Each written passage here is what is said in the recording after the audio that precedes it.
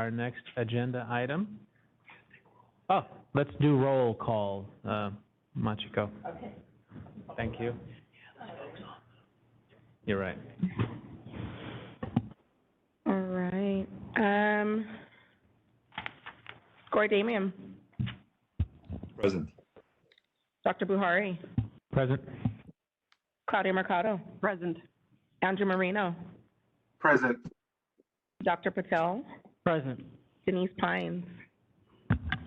Present. You have quorum. Thank you.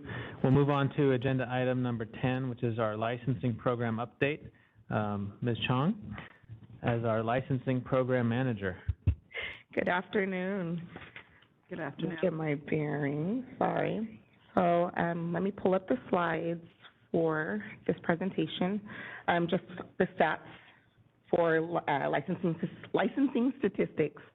The board currently has 13,858 licensed osteopathic physicians and surgeons in the state. Of that total, 1,193 postgraduate training, 1,193 of those is postgraduate training licensees, and another 1,214 fictitious name permits. Although the Q1 and Q3 stats referenced in the attachments as attachment 10A and 10B, one of which I'm showing, reflect a 31% increase overall year to date.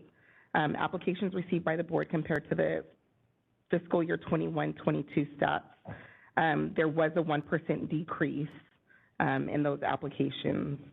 Most of those came from the PTLs. They're starting to bottom out with a lot of those transitioning into full and restricted license types. The licensing staff have been working diligently to decrease the remaining backlog incurred as a result of the prior vacancy within the unit. However, we're hoping that the following changes will assist in these processing efforts. So there's been a lot going on with regards to the application process and a secure data repository for all primary source documents received by the board. So in the recent months, we've been working closely with Breeze Information Services, Portfolio Management, and the Organizational Improvement Office teams to advance the board's web applications presence for those physicians looking to obtain licensure in the state. In preparing for this transition, we began by converting the full and restricted osteopathic physician and surgeons application from a two-step system to a one-step approval process, which went into effect March 16, 2023. Previously, the applicants were required to submit their hard copy application packet to the board, remitting payment of $200 to begin the review process. Additionally, applicants were tasked with ensuring that all supporting primary source documents had been submitted to the board before the applications could move into the next phase. Once the documentation was received and reviewed, staff approved the applicants' files and subsequently notified them of the final payment, which was needed, of $425, which would issue a full 2-year license. With the new combined process, applicants are now required to remit $625 upfront, which includes the application processing fee and the initial biannual licensing fee to initiate the licensure process. In doing so, the applications can now be approved in a shorter time frame, pending all documentation in the office is received and vetted. So with the applications received prior to March 15th, which was the cutoff for the two-step process, those all remain valid. However, they are still subject to paying the remaining $425 for the 2-year biannual fee. However, everyone moving forward will be subject to the new fee type, which in office we associate with a 1030 application transaction type. And this should reduce the process by at least 2 to 4 weeks, because now there's no lag time waiting for accounting to process the payments that are received in office as they handle all of our cash sharing duties for us. Also, the project go live date for the online application is set for early July 2023, pending any user transaction testing and board approval. In addition to converting licensure applications from hard copy to electronic submittal. We're also working to create a secured online repository for submission of primary source documents needed to process applications. This portal will require educational institutions to register prior to their being able to upload documents and create the secure for creation of the secure database. This will streamline the application process by decreasing the wait time for those documents needed to successfully process applications, safeguard applicant information in the event of a security breach, and ensure that all required documents are coming directly from the source and not the applicant or a third-party database. Currently, we have documents that are coming in via mail and also being transmitted via multiple email accounts to various staff. And so now, instead of running around the office, time can be saved with this one repository database being created for staff moving forward. So we're hoping to have this secure database up and running prior to implementation of the online application. And our first meeting is on Tuesday, so staff will be meeting with OIO and portfolio management to finalize some of the information that was transmitted prior to with regards to what we need the database to accomplish for us, and then we'll move on from there. Okay, do we have any questions from the board members regarding the licensing update? Yeah, I had a question. You know the repository you mentioned, would it be possible for licensees to upload their CME to that repository, or are you more talking about a logistical repository for the back office? As of right now, it's just for the initial licensing process. However, it can be expanded later on to include CME. I know that's one of the big things. A lot of the physicians are trying to figure out where they're supposed to send documents. Additionally, that comes into play with the verification of the completion of the 36 months postgraduate training. Our forms are the same for both the initial licensing process and the renewal process for that confirmation. And so rather than it being transmitted to the initial licensing staff inadvertently, it will all be found in this one database. So if there are any employees that are teleworking for the day or whatever the case may be, they're able to find that document in that one location rather than having to wait and prolong any processes. Hey, Machiko. In terms of the documents being uploaded, so does the system allow the staff to kind of take a quick visual look and say, okay, there were 6 documents uploaded, it's completed, but then they go in and validate them and then they actually verify the completion of those documents? I believe so. We're in early talks, so I'm not sure what the database will look like on the end, but that is the outcome desired. Right. Is that so right now, anybody can kind of transmit a document electronically. With this database, it will require that the entities themselves actually subscribe to the database, so we know firsthand this is coming directly from the primary source. So you want to make sure that that's actually physician licensed by us with the relationship before we open the portal. Right. Yeah, right. And then we validate the schooling entities, right. postgraduate training entities. They all have to subscribe prior to us accepting the documents that are being received. And that's great. So about 4 weeks saves time, you think? Yeah. Oh, that's amazing. Thank you. You're welcome. You know, it sounds like a lot of positive changes towards efficiency, and let us know what we can do to help. That's it. Any comments from members of the public that are present? Oh, we have one. Holly McChrist, OPSC. One of the other things that we're talking about working with the OMBC, I said OMBC, didn't I? OPSC, apologize. One of the other things we're going to start working with is sending the CME spreadsheet that we have from the people who attend our conferences to OMBC so that they have a bigger space to at least look and see who is submitting. And I'm trying to work with the AOA to see if there's another way to get you into the larger database. Sorry. Thank you. Dr. Bahari, Erica here. I did want to just point out and mention that we do have that regulatory packet for our CME self-certification in play, and that's going to save a lot of time when it comes to license renewals where they're doing the self-certification, and we will then merge into a audit situation. So just to kind of touch a little bit on that and remind you that we do have that big regulatory packet that we're hoping that gets approved. Is that live right now? Because my renewal is coming up soon. Not quite yet. Maybe November or? Okay. Okay, moderator, any WebEx public members or members of the public?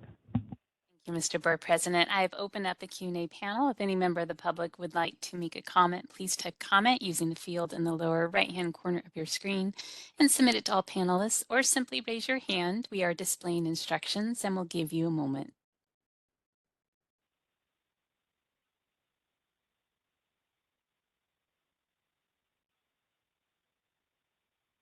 All right, I see no requests for comment. Shall I close the Q&A panel? Yes, please, thank you. You're welcome. All right, we'll go ahead and move on to agenda item number 11, the Administrative Services Program Update. Terry Thorfinson, our Administrative Services Program Manager. Terry? Board members, members of the public, Erica gave you kind of an overview of how the units were reorganized.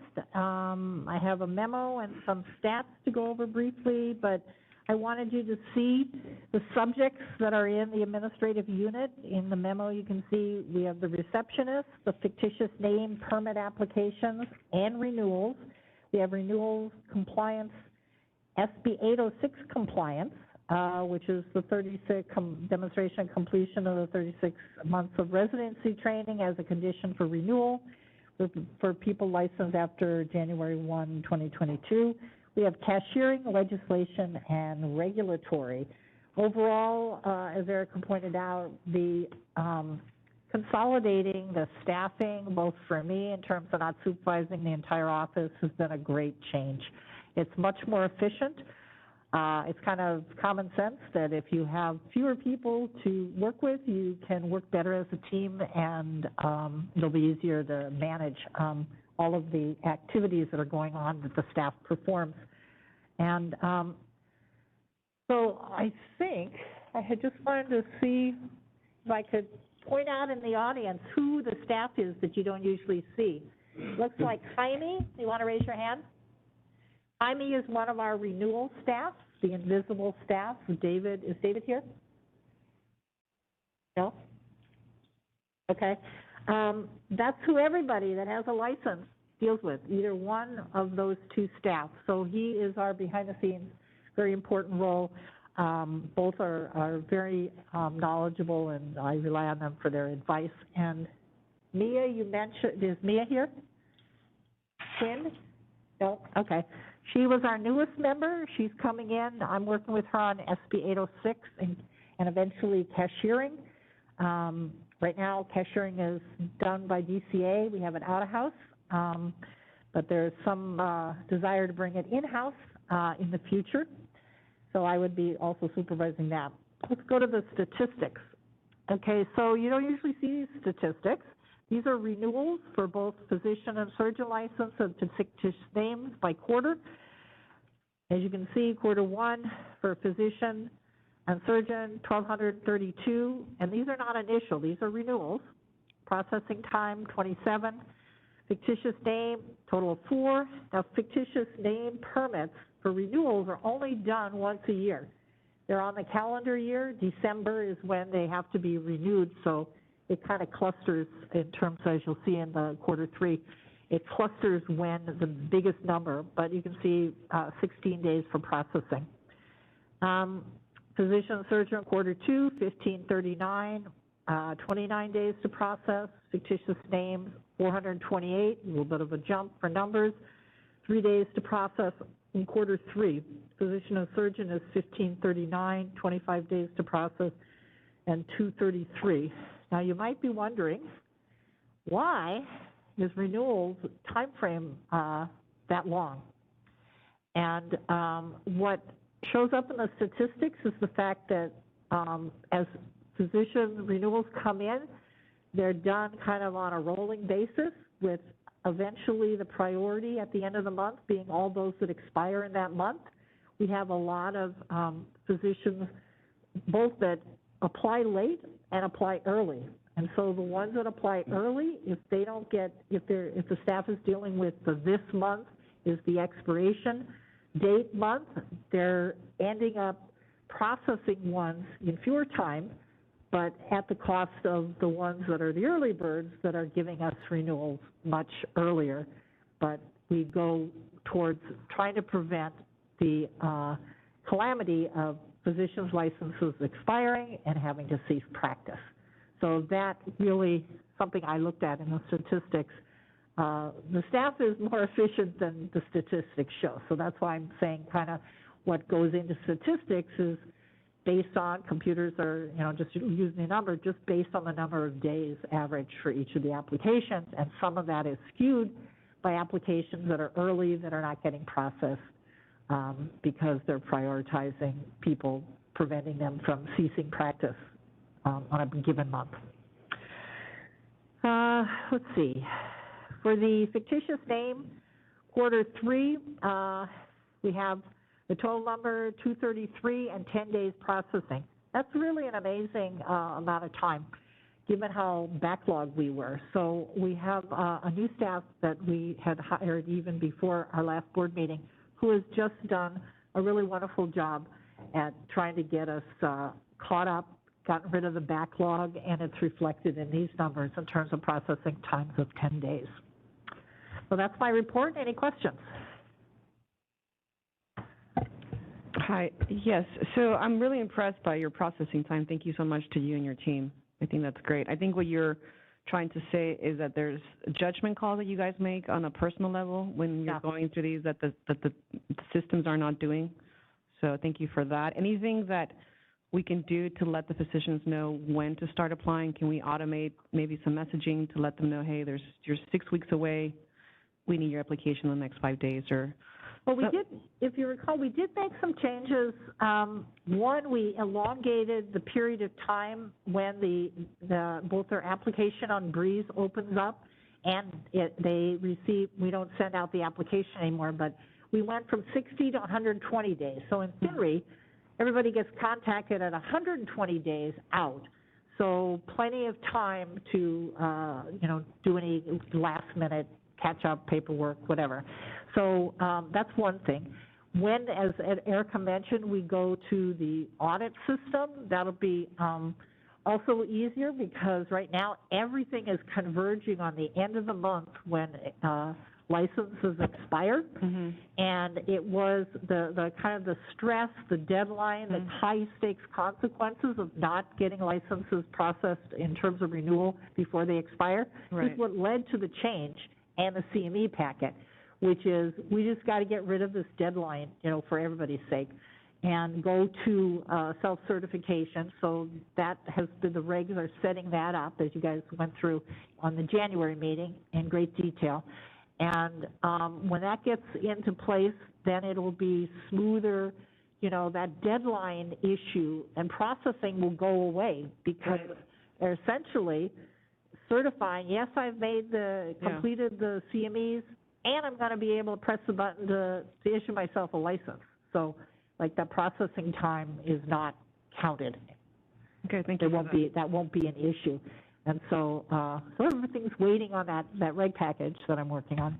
But I think we've made a lot of the changes. We also got rid of the sending out a 13, 14-page renewal application, which didn't necessarily mean people kept it, because we always kept getting asked. They said they didn't get it or lost it or whatever. So now it's a postcard. So we're trying to streamline and remind people. SB 806 people, those licensed after January 1, 2022, they get several emails about the fact that they have to demonstrate completion of the 36 months. They get one when they get a license. They get one when the 120-day window opens. They get another one at 60 days before expiration, and then they get one at cease practice expiration, so at the minimum. So some people, at least in the newer group, you get lots of notification that the renewal's up. Yeah, thank you for that. Appreciate it. Good question.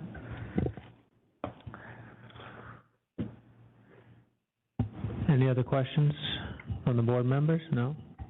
Any members of the public who are present who wish to comment or ask questions? None. Moderator, anybody from the WebEx? Thank you, Mr. Board President. I have opened up the Q&A panel. If any member of the public would like to comment, please type comment using the field in the lower right-hand corner of the screen, or simply raise your hand. We are displaying instructions and we'll give you a moment.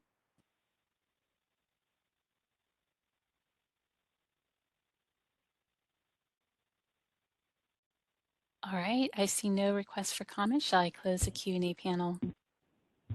Yes, please. Thank you. You're welcome. All right, we will move on to the next agenda item, which is item number 12, the Enforcement Program Update. We have Erica Calderon, the Executive Director. Thank you, Dr. Bahari. This report is on the board's enforcement program for the third quarter of fiscal year 2022-2023. If we can refer to attachment 12A, which encompasses the enforcement statistics for the fiscal year. At our last board meeting, it was reported that there were several projects on the horizon for the board's enforcement program.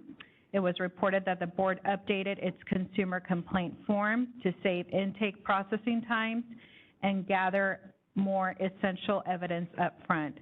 The board is happy to announce that in addition to updating its consumer complaint form, the board has also translated this consumer complaint form to Spanish, and both versions will soon be available on the board's website. The board is also exploring other different languages very soon. In the staffing update, I mentioned that Ms. Mia Quinn was going to assist both the licensing program as well as enforcement. In terms of enforcement, Ms. Quinn will be responsible for the initiation of all of our consumer complaints.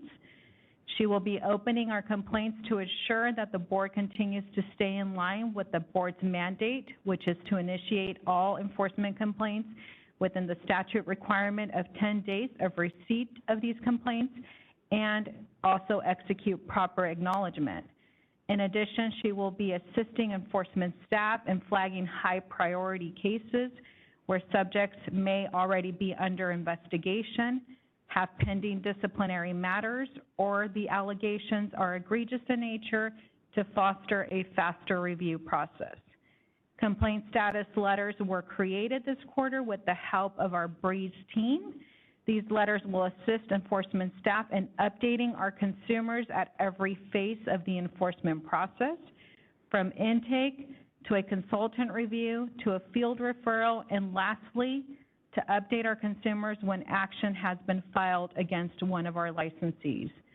In addition to these letters, several brochures were created to explain these processes in depth, and they will be mailed out along with the status letters when the complaint moves along to each different phase.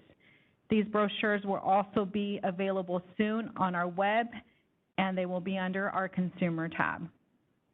At our last board meeting, Chief Ms. Nichols provided an update on the Divisions of Investigations non-sworn unit that will be assisting OMBC with the investigation of our consumer complaints. After learning that our board was experiencing a slight backlog in our enforcement cases, Ms. Nichols sent 2 of her staff members to assist the board with the review of all of our age cases that were older than 180 days in our desk investigations. Board staff, along with Diava and myself, we sat in the board's enforcement conference room and reviewed each case closely, identifying the next course of action, potential closures, and we also identified 15 cases needing to be referred to the field on an expedited basis. To help with case aging, enforcement is continuing to meet with me monthly for pending reviews. In addition, they are also receiving individualized monthly analyst pending reports, which highlight the high priority cases, short statute of limitations, and any age case that is over the 180-day desk investigation performance measure. In terms of communication with our stakeholders, we continue to meet monthly with D of I, the Attorney General's office, and we consult with our legal counsel in matters that we need to. As far as board statistics, if we can refer to those charts, in terms of our performance measures for performance measure 1, which covers the amount of consumer complaints and convictions and arrests received in comparison to last year, the board has received a total of 471 total complaints. The board is seeing a slight decline in consumer complaints this year in comparison to last. However, we are seeing a slight increase in arrest and conviction cases. Overall, these numbers continue to remain steadily. Performance measure 2 is the average number of days it takes for our analysts to initiate our consumer complaints, as previously stated, and acknowledge receipt. The target for this performance measure is 10 days, and as you can see, our year-to-date is at 7 days, a huge improvement from last year. In addition, with Mia joining our enforcement unit, we do hope that we can see a further decrease in this very soon. In terms of performance measure 3, this is the average number of days it takes to complete an investigation on enforcement matters that are not referred to the Attorney General's office. Case aging here fluctuates greatly because it takes an average of all cases, and 1 or 2 very complicated cases can skew these numbers drastically. In addition, as you are aware, historically enforcement staff was being redirected to assist applications, which we plan to never have to do again. Applications is fully staffed, and they have now an amazing leader overseeing their operations. These numbers include the timelines for HQIU investigative staff. The target for performance measure is 360 days, and as you can see, we are at 280 days year to date, so we are meeting this performance measure. We are hoping that with the development of the non-SORN unit, that the board can start seeing even this number come down a bit more. Performance measure 4 is the average number of days it takes to complete investigations and enforcement actions that are transmitted to the Attorney General's office for formal action. Case aging in this category has increased in comparison to last year. This can be partly attributed to some of these cases experiencing COVID-related delays in the past. The board has filed 12 accusations so far this year, has issued 4 administrative citations, has placed 5 licensees on probation, had 2 surrenders and 2 revocations thus far. Be happy to answer any questions you may have. This concludes my report.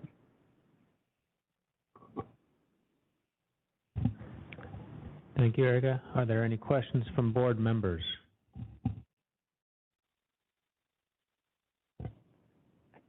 I want to, I think you mentioned who sent 2 of their staff members to assist us? I didn't catch that. Wanted to thank them.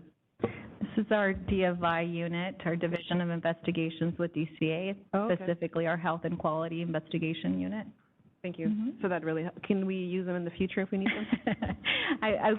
I'm not so sure if we can, but we can definitely, we collaborate with them on a daily basis. They have, 3 specific and non-SORN investigators that have specifically been assigned to serve in our capacity with all of our cases, and it's a collaborative effort on a daily basis. We run cases by them to see what's the best course of action. Should we do more of a desk investigation versus an expedited referral?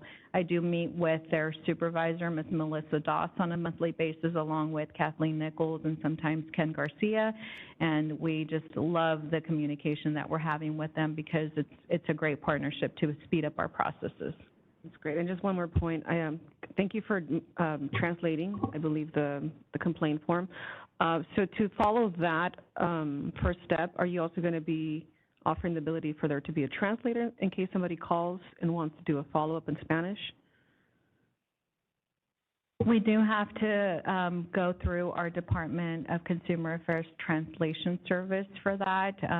In order for us to translate what gets returned back to the board, it has to be by a certified translator. We do have obviously staff that know the language, but we do have to have them officially translated. That is a very easy process to accomplish for all of these cases. That's great, thank you. Thank you. Any other comments from board members? Any comments from members of the public who are present? Seeing none. Moderator, any members of the public on WebEx wish to comment? Thank you, Mr. Board President. I've opened up the Q&A panel. If any member of the public would like to comment, please type comment using the field in the lower right-hand corner of your screen, or simply raise your hand. We are displaying instructions and we'll give you a moment.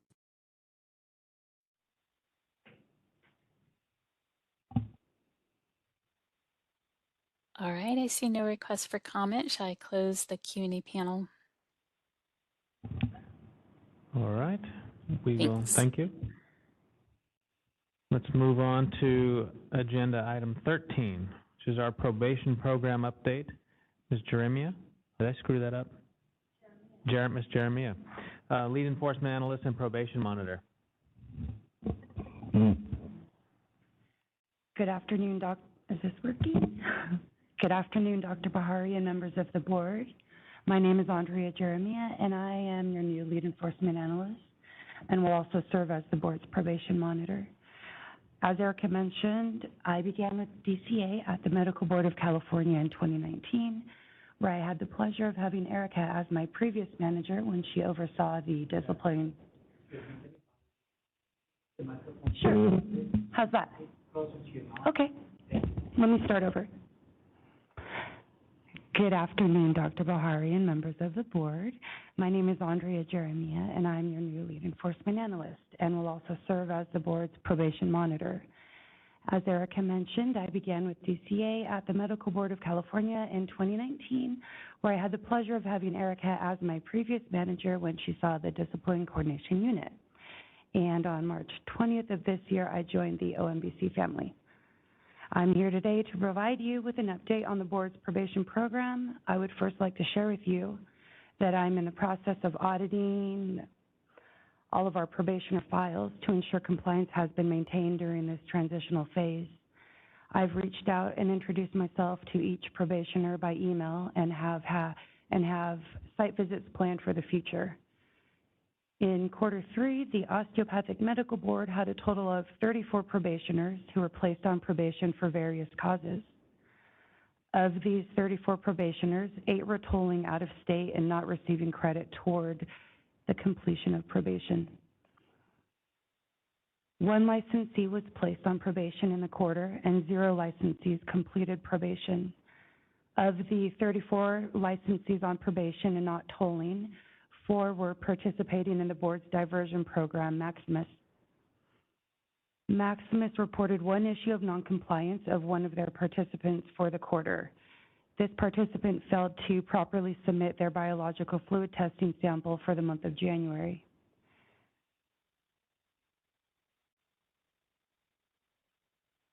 Maximus remediated the issue of noncompliance by requiring the participant to submit an essay detailing the actions and steps they will take to avoid the issue in the future.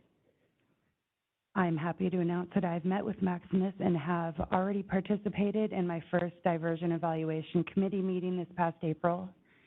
2 Maximus participants successfully completed the program in January, but they will remain on probation with the board until their probationary terms expire. And at this time, this concludes my presentation, and I would be happy to answer any questions. Thank you. Any questions from members of the board?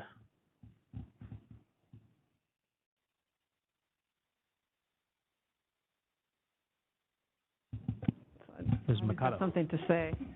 Can you just explain to us what Maximus does, just for the public to understand in our relationship? You mentioned you attended, I'm sorry, what committee meeting? It's the diversion, give me 1 second.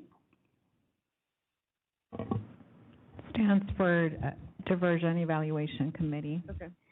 Erica has a lot of experience with Maximus. I think she would be best to answer.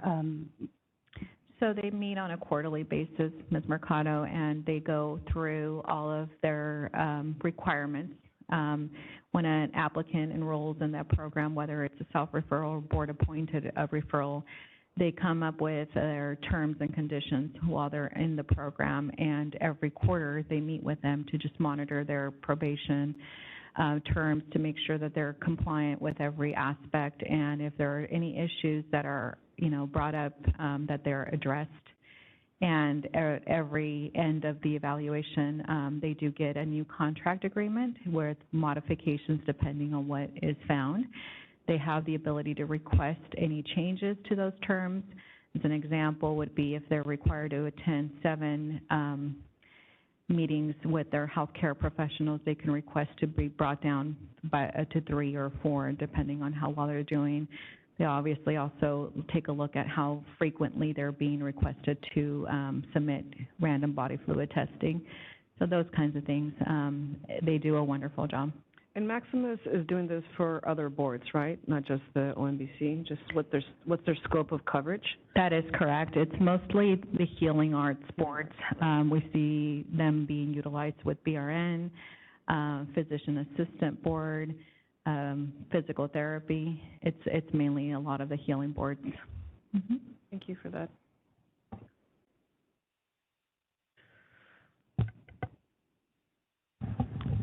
Any other questions or comments from the board members? Any members of the public who are present wish to comment? Seeing none. Moderator, anybody on WebEx? Thank you, Mr. Board President. I've opened up the Q&A panel. If any member of the public would like to comment, please type comment using the field in the lower right-hand corner of your screen, or simply raise your hand. We'll give you a moment.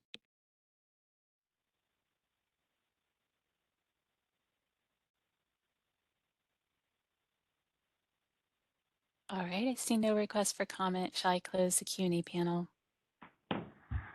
Yes, please. Okay. Thank you. And we'll move on to the meaty part of the agenda here.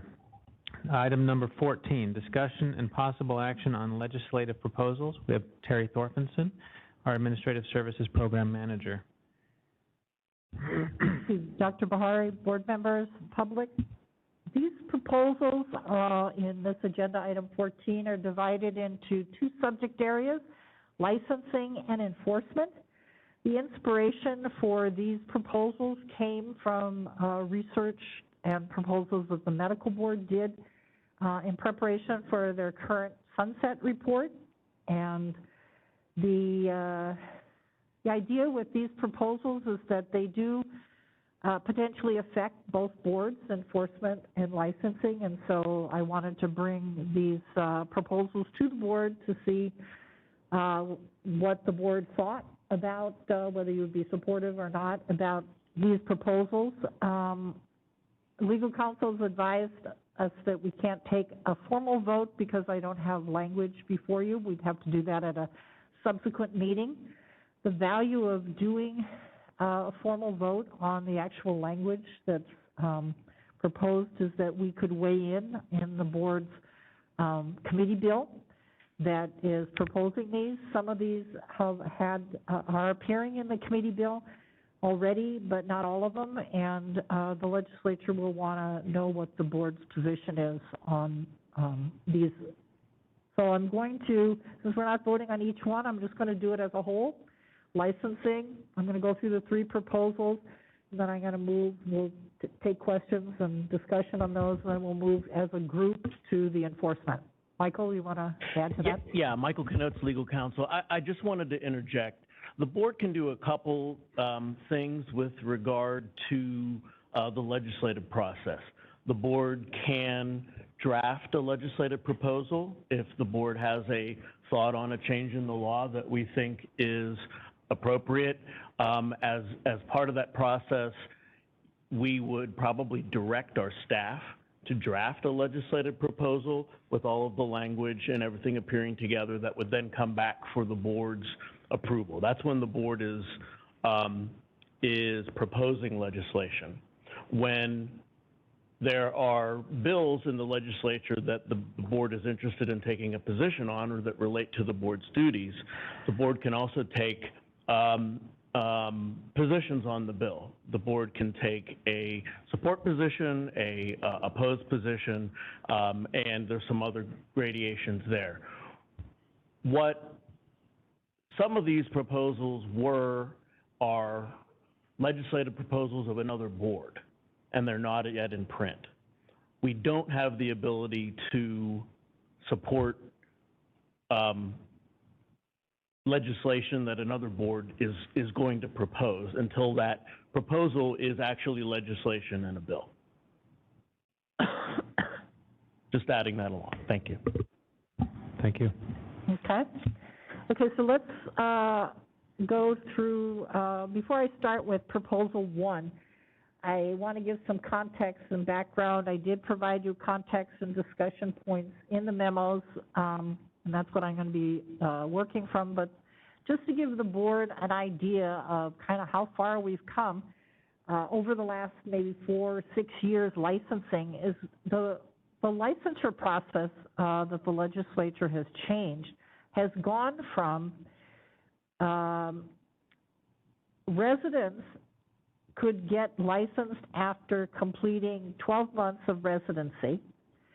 And during that time, they used to apply for license in the first year of residency and the second year of residency, and they had to have that license before the beginning of the third year of residency, otherwise they would not be allowed to participate. That was changed when the legislature introduced the postgraduate training license. And the postgraduate training license did a couple of things that the legislature wanted to change. One, the license itself gave the board enforcement authority from the beginning of the application through licensure for the whole training license period, which was at the time 36 months plus a grace period of 3 months, so a total of 39 months.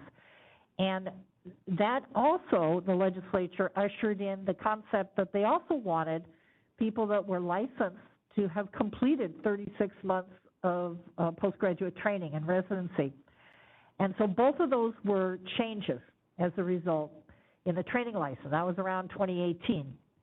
Okay, so then there was a change, I think in 2022, where they changed back to, if you will, allowing for completion of 12 months of postgraduate training in order to be eligible for a physician and surgeon license. Now, what was different is because now we have jurisdiction over all of the period of residency, for the board's purpose, we're kind of building a crescendo for public safety perspective to having the board that oversees the profession have the authority, enforcement authority, from the beginning when they're actually practicing medicine within the residency. That was not true before. And two, they still want the concept of having all physicians complete 36 months of postgraduate training. And that is also, I think, from the legislature's perspective, a guarantee, if you will, or a feeling that everybody would have the same kind of really deep residency training. Because what they were trying to avoid is that people that applied for the license after 12 months and didn't bother to finish the residencies, it created kind of a different population. You had the marketplace that was saying 36 months is what you have to have in order to be hired, plus now the law says 36 months, and so they tried to limit anybody that didn't do 36 months. Okay, so then in 2022, when they did the going back to the 12 months you have to complete in order to be eligible for licensure, they didn't want to get rid of the 36-month requirement, so they changed it. It's now a condition of renewal. So in renewing your license, when you're licensed after January 1 of 2022 only, anybody licensed before that, this doesn't apply to, The SB 806 then requires that they have to demonstrate completion of the 36 months of licensure. Okay, so in addition to that, it reduced the time of the postgraduate training license. It went from the 39 months to 15 months, which is 12 months plus the grace period of 3 months. And as a result, the board's seen some problems that led to these 3 proposals. So as I go through proposal 1, to extend the postgraduate training license to 36 months, what did we observe? We observed that the 15 months wasn't enough. And these people were in residency, and if they didn't obtain their physician and surgeon license, they had to cease practice in residency. And we saw a significant number of residents in that situation.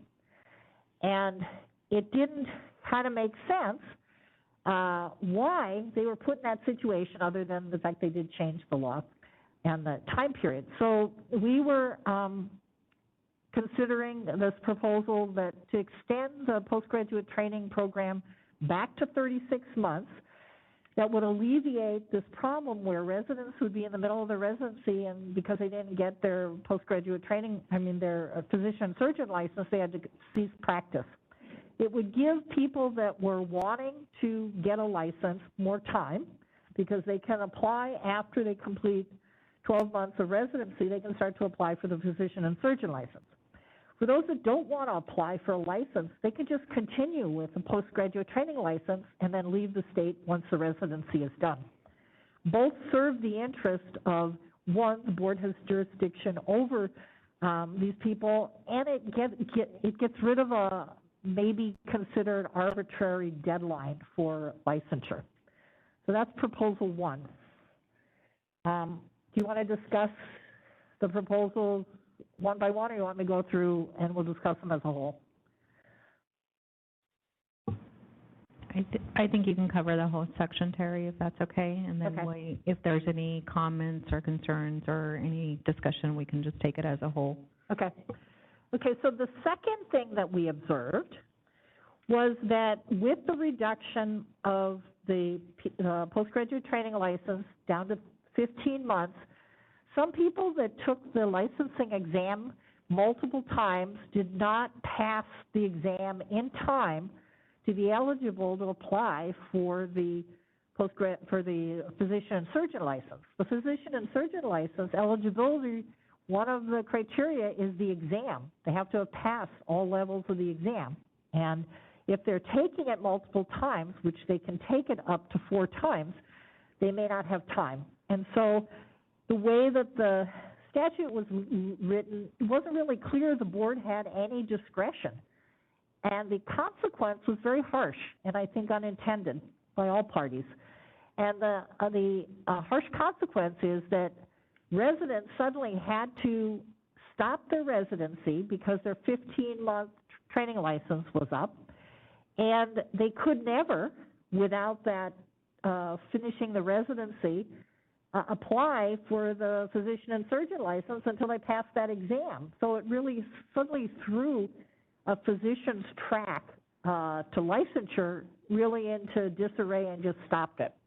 Again, we looked at, so what could we do? And so one of the things narrowly that we're proposing in this is to allow the board to have discretion to extend for people only that are needing more time to take their exams, not anybody else, just this category of people, to be able to extend the time that they have on their postgraduate training license.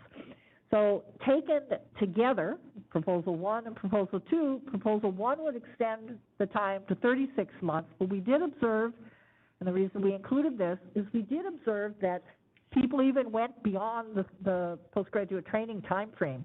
So there was a need for the board to have some, statutory authority of discretion. But we're limiting it to only people in the situation that are not eligible at this point because they haven't done, completed the exam. And then Proposal 3 also came out of an observation as a result of SB 806 that shortened the postgraduate training time frame. is for out-of-state licensees. They are they've completed their postgraduate training, at least 12 months, and they want to come to California to continue their residency. So they have the statute allows them 90 days. That wasn't enough. And so they were finding that as they came to the state, they start their residency July 1, 90 days later, they don't have their license. Okay, what do they have to do? Cease practice. Okay, so that was another kind of hiccup, interruption in the idea that we wanted to have jurisdiction, we want to have them licensed, but we also want to have them continue in their residency. So the proposal was to allow the time period to expand from 90 days to 6 months.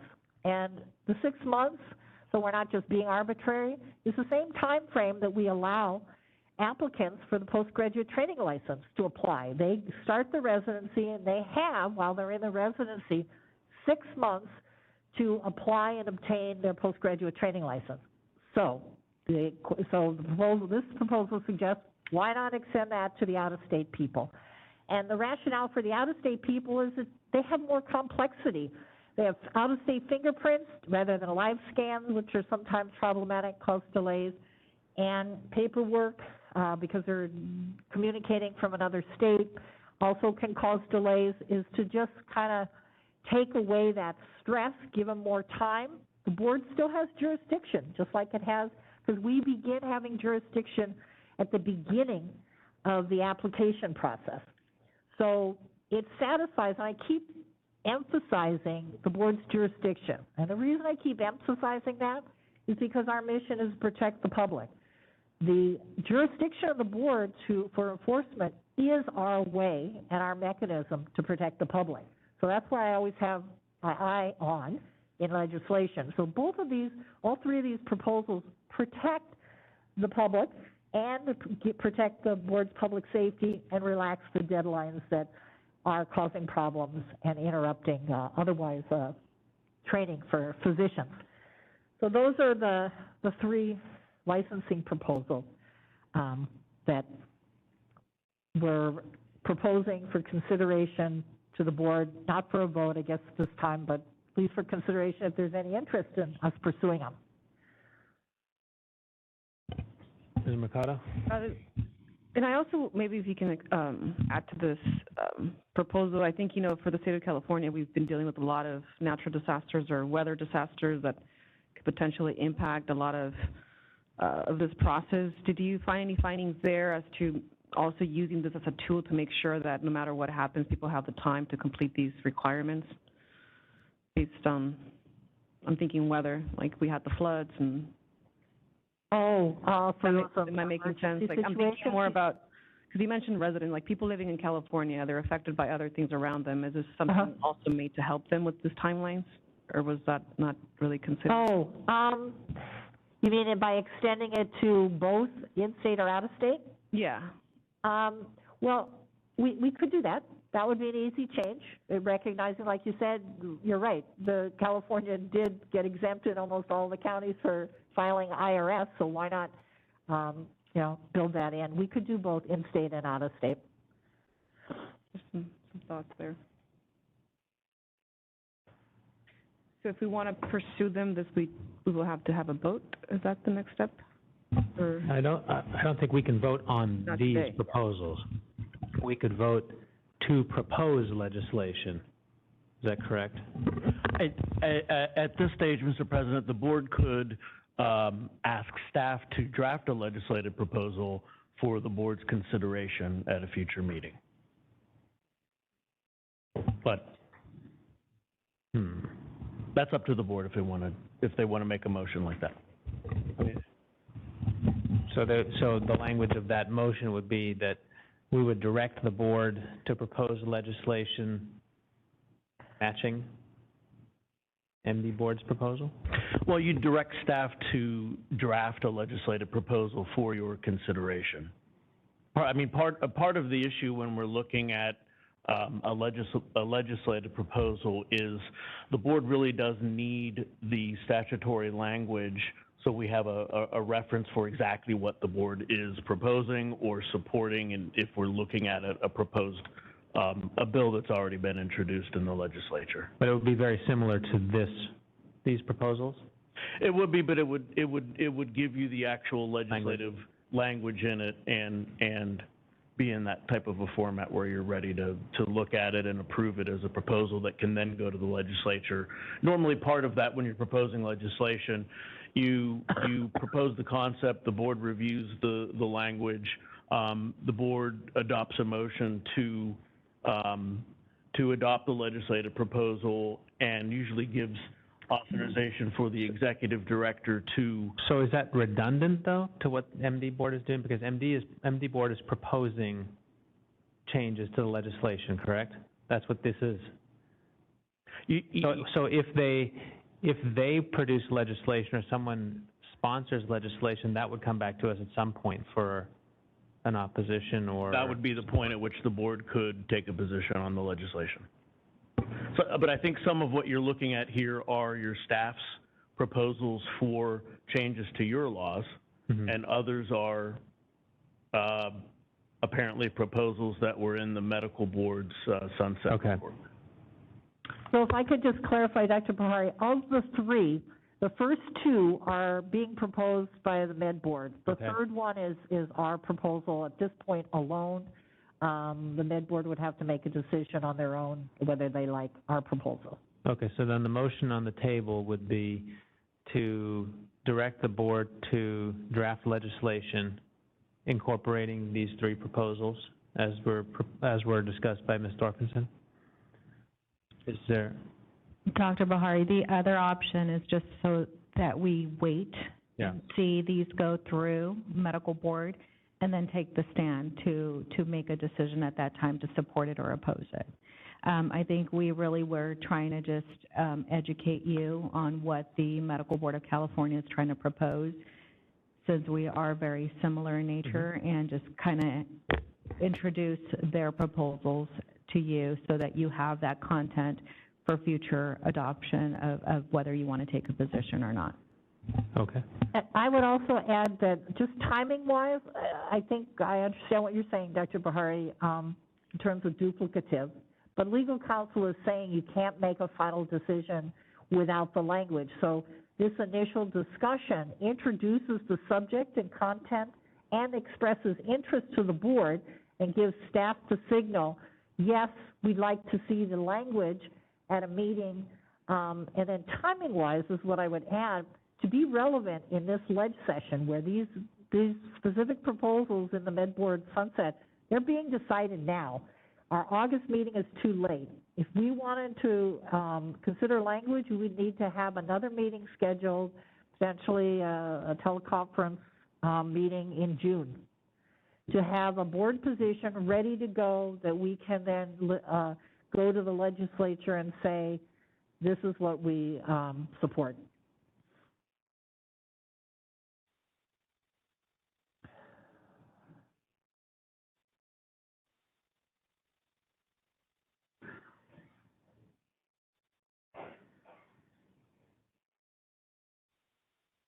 I mean, I don't have any objection to scheduling a teleconference to go over before the legislation is decided on.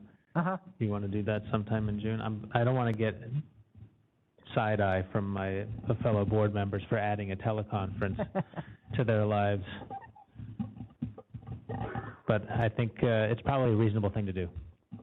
You know, just for additional information, my understanding is some of these proposals are already in a bill. The bill is not on your agenda, so we can't discuss it. However, many of them will probably not end up in bill format because they're being taken or accepted by the committees at the legislature. So we'll just have to see what appears in the bill and what the board wants to take on a position on or not. So why don't we schedule a teleconference in June to get an update as to where this is at? And if it's in legislation, if it's in wording that we can review and take a position on, then we'll do so at that time.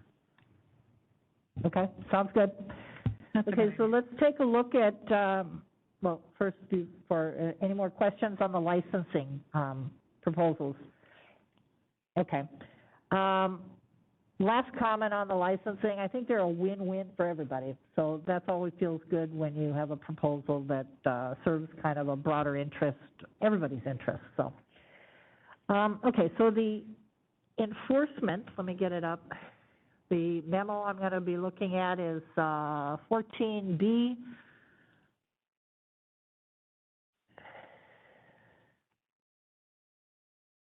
Now, all of these are not only enforcement proposals, but these are also ones that are proposed in the Med Board's current sunset. And I do have to acknowledge this is a unique situation. Typically, you kind of have your own time frame for thinking about legislation, or but this time frame is kind of pushed by the fact that these are live issues that are being considered that will affect the board. And so it makes sense for us to consider them in a timely manner so that we can also weigh in. And I might add, I know there was a lot of interest in understanding the enforcement process. These proposals really give you a more bird's eye look at enforcement, because one of the big questions is, why does it take so long? These proposals are specifically geared to trying to eliminate delays and lose statute of limitations, which are huge. And if the board supported them and if they went into law, they would be a huge improvement in our enforcement. And I commend the Med Board for doing the very in-depth research. These are really great proposals. And but with no further ado, let's take a look at them. Okay, so first one is establishing a fee for a disciplined licensee seeking to modify or terminate probation or reinstate their license. Okay, as I say in the context here, all of the cost recovery that the board is potentially entitled to, determined by the ALJ in terms of the amount, covers discipline. What it doesn't cover is the petitions.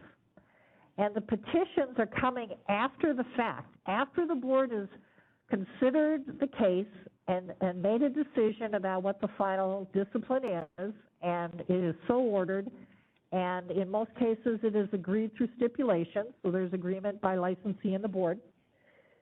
That process is then subject to early termination, like petitions to terminate, to modify, and so they have a right to do that, but the kind of costs associated with it still involve the same thing that we expend for the original disciplinary hearing, which is you need the experts, you need the investigation, or not the investigation, you need the DAG, the Deputy Attorney Generals, to be representing the board, and you need an administrative law judge and a court reporter, and all travel. So in the context of looking at the efficiencies and the cost drivers, in general, enforcement is kind of a black hole in terms of the cost. It's expensive. You know, you have very expensive people that are involved, whether it's from experts, investigators, deputy attorney generals, the administrative law judges. It is an expensive process, and the gap in terms of the expense is with petitions. This was identified as an area that the board spends a lot of money, but doesn't necessarily, can't necessarily recover it. Now, this proposal is limited to, we're not going to proposing, nor are we going to be able to recover all of the costs associated, but at least some would help.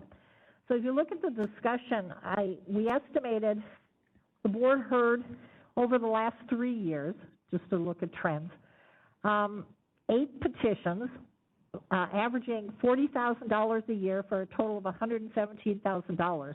That gives you a financial ballpark of what we're talking about. It's not totally breaking the bank, but you know, 40,000 here, 117,000 over 3 years, it's not small change, and it just adds up. And so if we're looking at trying to eliminate the expenses of expensive enforcement, being able to charge the petitioners a reasonable amount based on reasonable costs, it won't cover all the costs, would be a way to do that. So that's what this proposal is. The Med Board is, this is their proposal. We agree it would do the same for us, even though we have a smaller caseload.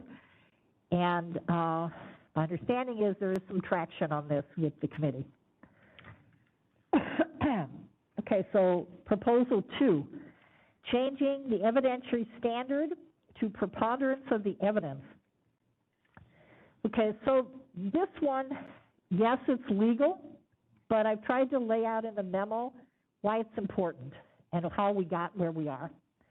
And if you want to look, there's a hyperlink in my memo that goes to the FSMB website that has a fact sheet on all 50 states and what their what they have in terms of evidentiary standards. So the evidentiary standards, there are 3. Criminal standard, you're used to beyond a reasonable doubt.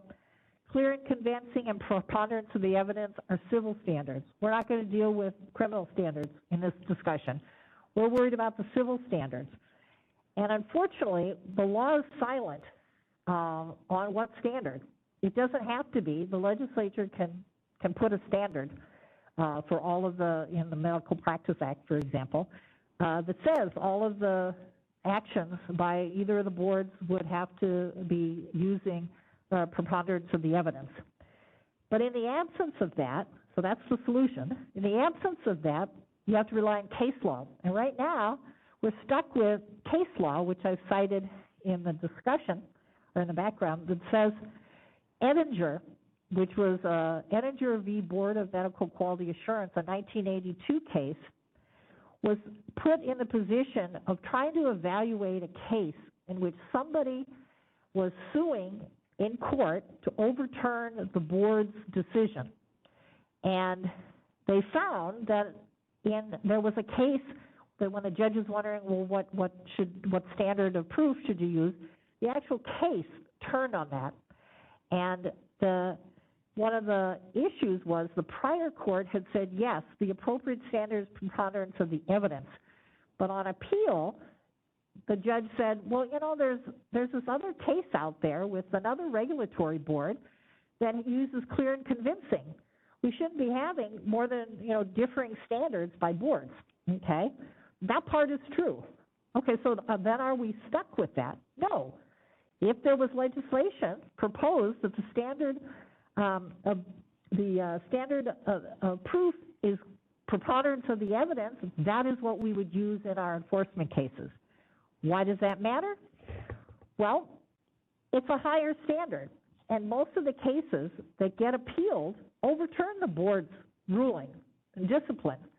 And so if, in that case, the standard was set to be higher, was clear and convincing, it's a harder standard to meet. So it's likely, if the judge looks at that, the board may lose cases if it gets appealed. So the board wants to minimize the amount of cases they're losing after they made their decision. Having a preponderance of the evidence would assist in that. Okay, so then I look further into why preponderance of the evidence legally versus clear and convincing. And the clear and convincing evidence is usually referred to protecting rights, individuals' rights. And what are those in this context? Well, rights are usually, like from the Constitution, inalienable. You have it. You don't have to apply for it. Okay, why that's relevant here is licensees do not, when they get out of medical school, have a right to a license. They have to apply for it. They have to meet specific statutory requirements to be able to be issued a license. So the right to have that license is not an individual right. And so to have the standard for individual rights, the clear and convincing standard, is too high for our particular enforcement cases. And the right standard is the lower standard. Not that there's anything wrong with it, just the lower standard of preponderance of the evidence would match better what the law generally reserves for preponderance of the evidence cases versus a higher level of proof required to protect rights. And so legally, I think there's good justification for recommending it. It's not just self-serving for us to want a lower standard. There is some really legal justification to argue for this. And if you look at the summary of the FSMB surveys, 44 states exclusively use preponderance of evidence. What does that mean? They have it in their statutes, their Medical Practice Act, that says the standard of evidence for enforcement cases would be preponderance of the evidence. 10 boards exclusively use clear and convincing evidence standards.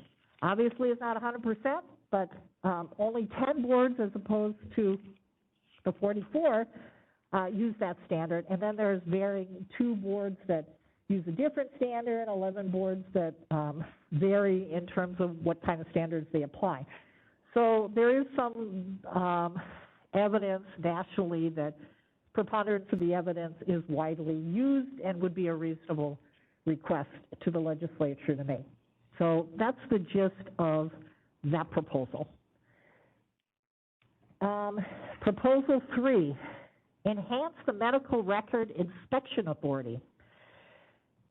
Medical records, as you may not know, because you're only dealing with the decisions and considering what the final outcome is, are the heart of evidence gathering and otherwise a case. And so there are many different factors which these proposals deal with that cause delays. When they cause delays in getting the record, it causes delays regarding statute of limitations, it causes delays in the overall kind of completion of a case. Okay, so right now, we have to ask a patient for medical consent to release their medical records, all the medical records needed for us to consider whatever the complaint is against the physician. And generally we get that, but in some cases we don't. And drug cases are one of the examples where the patient might be wanting to keep this doctor and protect this doctor because they're getting medications that they want. And so, but the board is worried because of the kind of prescribing pattern, maybe doctor shopping, that maybe this is over-prescribing, okay? So in that kind of a case, we would, if we don't get the patient's medical release, then we have to rely on a subpoena. Subpoenas take time, cost money. Some subpoenas are simpler than others. The most complex ones involve both our Division of Investigation and the AG working together to go into court and get a subpoena. But one of the proposals the Med Board came up with is if our investigators could go in and inspect the medical records ahead of time, they could at least evaluate kind of up front, is this worth a subpoena or not? And typically, when we can't get the medical records is the heart of the expert review, it's the heart of the case. If we have to fight and spend money to get that medical record only to find out there's not much there, we've now spent a lot of money on something that may not have had merit. So having an initial inspection by the investigators would help the board navigate and prioritize expenditures towards subpoenas. Because the result is, if we don't get consent, we don't have evidence. No evidence, no case. We have to close the case for insufficient evidence. So then you have to make the decision. Is it worth spending the money to get this evidence? Okay, so this inspection authority would help that. It's very well designed in the sense that it is limiting it to just inspections. The reality is that for court, we need a certified copy of the medical records. So just because an inspector gets to see the medical records, even if they get to make a copy for themselves, that copy can't be used in the investigation. We still need the official records. And those official records usually come from either a release or a subpoena. So this doesn't replace the subpoena, but it does help the board prioritize whether we want to spend the money in pursuing these medical records through a subpoena. And there is precedent that the Med Board found is that the Bureau of Medical Fraud and Elder Abuse, they have inspection authority like this. So we're just mimicking that particular inspection authority. And again, it's not giving us the right to seize records that we're not entitled to. It's just giving us a preview, a look to help us prioritize expenditures. Because one of the things that Erica has to do is decide every single case, how much should it go to formal investigation?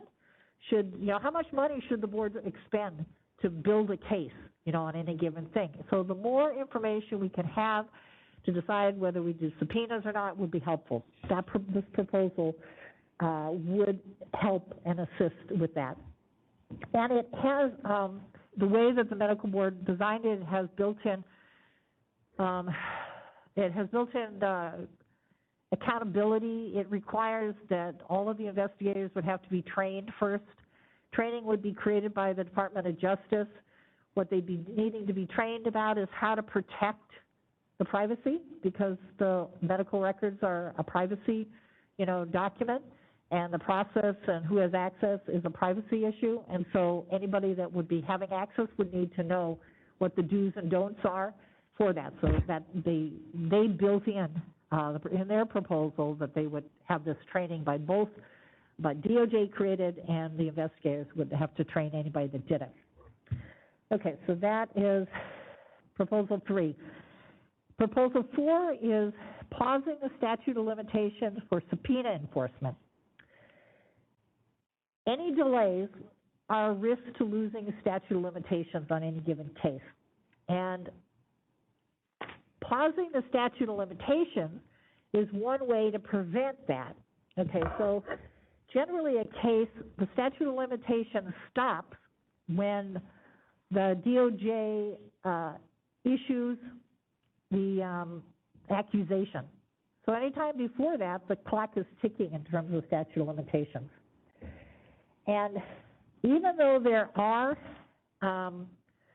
requirements of compliance, those compliance is based on when a judge has ordered the person to give up the records or to comply with the subpoena. But before that order, the time is still ticking. So this proposal makes minor tweaks in that to add, if you look on page 7, to add the language upon the service of an order to show cause, which is different than an order for a subpoena. Order to show cause is, why aren't you responding? So they're trying to pick on a kind of a transaction that occurs before the final subpoena order to stop the clock for the purposes of the statute of limitations. And what it's trying to do is get away from the respondent trying to employ delay tactics that runs out the clock in their favor in terms of statute of limitations. Not a big change, but enough to sort of, any tolling that can be done for any reason. It engages, at least in the attempt, to get the records, but it allows for the statute to toll at an earlier point than it currently does now. Right now, it's the judge's order for subpoena. This would be an order to show cause, so it would help. Okay, proposal 5, mandate additional reports to board regarding physician misconduct. Okay, so right now there's current legislation, or there's current statutes, 805, 805.01, that require different entities to report physician misconduct or conduct to the board. But the board always gets asked, is this enough? How do you know if you're getting all these reports? There's a hefty fine if people don't, but if you don't get the reports, how do you know it's not getting reported? So both the medical board and us have been asked this question at each of our sunsets. How do you know if you're getting all these reports? How much conduct are you capturing by these mandatory reporting statutes? So the med board said, well, I don't know if and the same thing with us. We don't know how much we're missing. Okay, so maybe we should add to the list of mandatory reporters. That might cast a bigger net to people that would report to us about physician conduct, like locum tenens, different entities that would have potential access to physicians and know what's going on with them in terms of conduct. Because what we usually get is, if we get a report, we sometimes get a preliminary report that notifies us something's going on. The entity, hospital, or whatever is investigating. But then, if the physician leaves and the investigation ends and is not concluded, that's it. It's dead end. We don't know what happened. We don't know where the physician went. You know, it's, you know, we know something happened, but we don't know what. And so it just sort of ends. But somebody along the line may know, like a local TENMS or other entities that interact with physicians. So the idea is to increase the number of mandatory reporters to hopefully get more reports of physician conduct. Proposal 6, increase the wait times for disciplined licensees seeking to modify, terminate probation, or to reinstate their licenses. This is kind of a modification of what the fee was. The fee is a fee. This one is saying, you know, I think our current timeframes that give licensees the right to petition early are too short. You know, if the board sets 5 years, the board expects 5 years, okay? But they can be seeing people before 5 years through the petition, through what I said, pretty expensive process. And so this proposal, also the Med Board, but it applies to us, is that these timeframes that would allow petitioners in different categories, whether they're revoked, they have a time frame of probation of 5 years, or whatever, that those time frames in the statute should be changed. Okay, so if you jump down to the italics words in BP section 2307, you can see what the statute says. And basically, it gives the categories of a person that files a petition after a period not following the minimums, and then the minimums are listed in the subsection. At least 3 years of a license surrender or revoked, they could, except if they show good cause.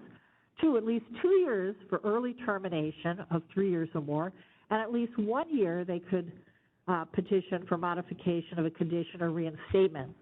So the non-italicized bullet points are what the suggested change should be, is lengthening the petition for reinstatement from the first one, revoked or suspended, to be from 3 years to 5 years, lengthening the petition for early termination to after they've served more than half of their probation, eliminate the option to petition after 1 year if the license was revoked or surrendered due to mental illness or physical illness, provide an automatic rejection of petitions for early termination if the board files a petition to revoke a probation while the early termination petition is pending. And for repetition petitions, the board may deny without hearing or argument any petition filed within the 3 years. So again, kind of a little minor change, but it would cut down on the number of petitions that we have during a time frame that, for the most part, the board finds is too early, you know, when the petitioners come before you. So it would save us money, save us consideration, kind of stick within the original time frames the board envisioned for discipline. Okay, so that's that proposal. Proposal 7, addressing licensees who ask patients to rescind their medical release. Okay, this seems obvious, but believe it or not, it happens. The law doesn't address that type of situation as unprofessional conduct.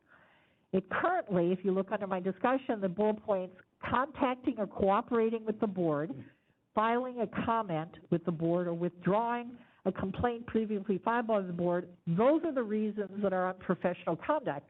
You don't see anything about rescinding medical consent, pressuring the patient to rescind their medical consent that they gave with the board. And so, you know, fact pattern-wise, board receives the complaint. They initially, with that complaint, give us the medical consent to receive the records.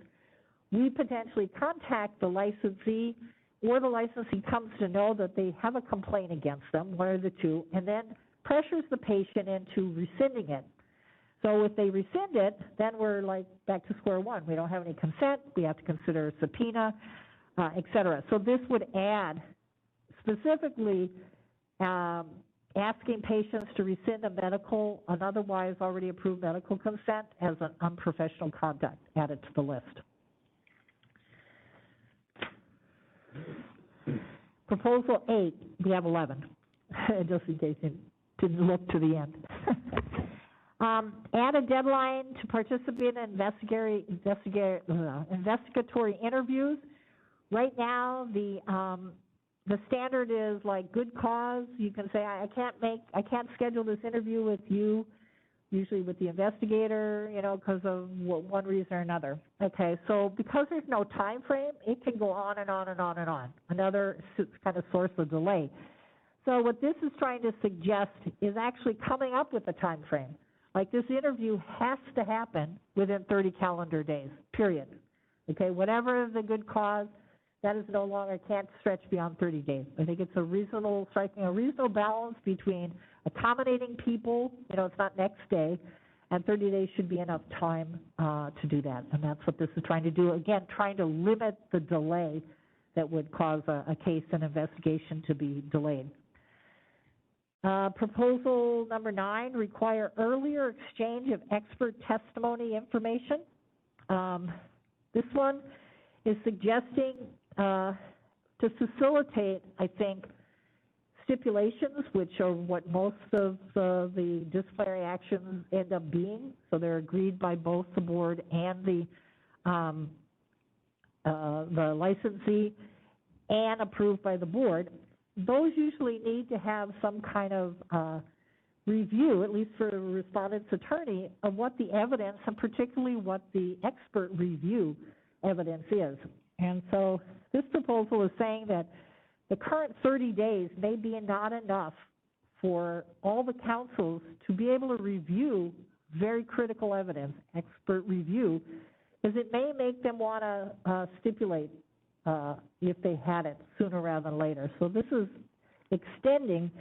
The time frame is that each council should have access to this important information 90 days, not 30 days. And saying for the interest of justice and effective litigation. And again, the gist of the benefit for the board would be to facilitate kind of an early assessment, whether there should be a stipulation or there should be a hearing. That's always the decision that has to be made by respondents and board. Do they take this to hearing, even at the cost, or is there overwhelming evidence in the case that's really not worth litigating, and it's better to just stipulate to agreed upon terms. So that would facilitate that. Proposal 10, timely access to pharmacy records. As it turns out, the time frame for us to get pharmacy records is reasonable time, which seems reasonable, but it's yet not a certain number of days nor a certain amount of time. And the observation is that it can be another source of delay, is that we ask for these pharmacy records, medical records as well as pharmacy records are very critical evidence, for both evaluating a case and evidence itself. And as it turns out, the pharmacy board has in their statute that pharmacies have to provide that information within 3 days. So why not us? So this proposal is saying, how about 3 days to replace the reasonable time frame that's vague and can cause more delays? Last but not least, require patient records to be retained for a minimum of 7 years. Seems like kind of a mundane proposal, but what it's really getting at is the fact that the statute of limitations for some cases can be as long as 7 years, but the retention records for records are 3 years. So that mismatch can undermine otherwise serious enforcement cases. And so making the statute of limitations match the record retention for physicians would facilitate gathering evidence for all cases that are within either a 3 or 7 year statute of limitations. And that's it for the enforcement proposals.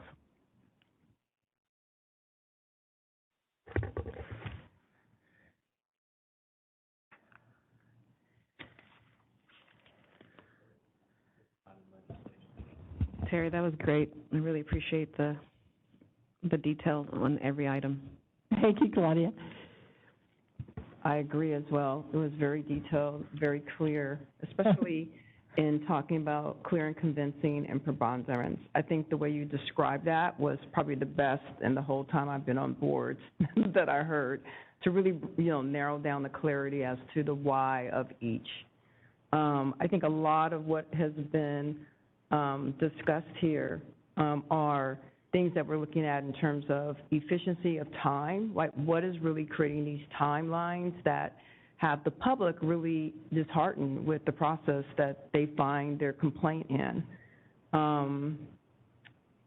The termination of probation, I mean, that's always just been like a pet peeve for me that, we spend all this time going through this case, we give you 5 years and you come back and to knock off that time. I mean, I don't even think that they should be able to do that, but definitely it shouldn't be in these short time frames for some things that have been really egregious. So I'm glad to see that that is on here as well. So thank you. Great. Thanks, Denise. Yeah, just another comment. I think having access to information, this is really eye-opening for me, because I wish we would have addressed this earlier. Just like, for example, the pharmacy records, if there's somebody's over-prescribing and there's a delay there, what more harm can they do to the public in those, 7 days or 10 days? What's our statute now? What do we give them? I know you said the pharmacy board gives them 3 days, but if we wanted access to medical records for drugs being... They're saying the pharmacy board, when they ask pharmacies, and they're the regulatory board for the pharmacies, they can get records for within 3 days. Right. But because we're not the pharmacy board, I see. our provision was just set as, a reasonable time frame, which you might, for a first time when you're trying to come up with laws and things, reasonable is always one of those good things. Good cause is also one of those good. But when you use them in your daily practice of enforcement, it's problematic. It ends up causing, ultimately, delays. So, one of the things I really was impressed, not only sort of like Denise, with the topics that the medical board did, but the idea that it takes research and time to come up with the fact that the pharmacy board only, they get their records in 3 days, Mm-hmm. They did that. That research is done for us, Mm-hmm. It's really eye-opening to me as well. And, Eric and I discussed these, and we both thought, wow, these would be really good changes to our enforcement. If we could suddenly get pharmacy records in 3 days, wow, that takes away all the back and forth and why, the delay that happens with why we're not getting records, because the gathering of the evidence is very time-consuming, and it's subject to all these delays that you saw. And then the expert reviewer needs all of that, including the pharmacy records. And the expert reviewer is both before the formal investigation, where subpoenas would be, but it's also after. And so, this is early on in the investigation would make a big difference to be able to just have simple records that the other board gets. Does that answer your question? Yes, thank you so much. Ms. Mercado, our current statute of limitations for our cases is 7 years from the date of incident, or 3 minus 1 day, or 3 years from the date that the board was made aware of the issue.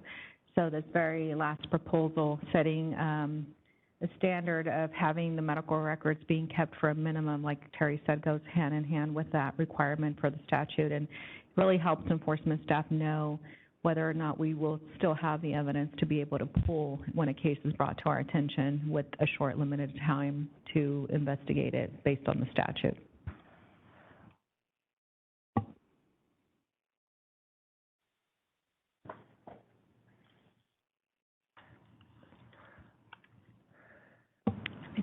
I think we can move on, Dr. Bahari, to the next agenda item. No actions required, no. public. Well, do you want to do a similar, did that first motion cover both licensing and enforcement? Or do we need a motion to, like we did for the last one, or what? What do we do? I can't. We'll do the same. If there is actual language proposed, then when we review in our June teleconference, we Okay, can talk okay, about that. fine. Okay. We'll take, and any other comments from board members? Members of the public who are present, anybody wish to add comment or question? Seeing none.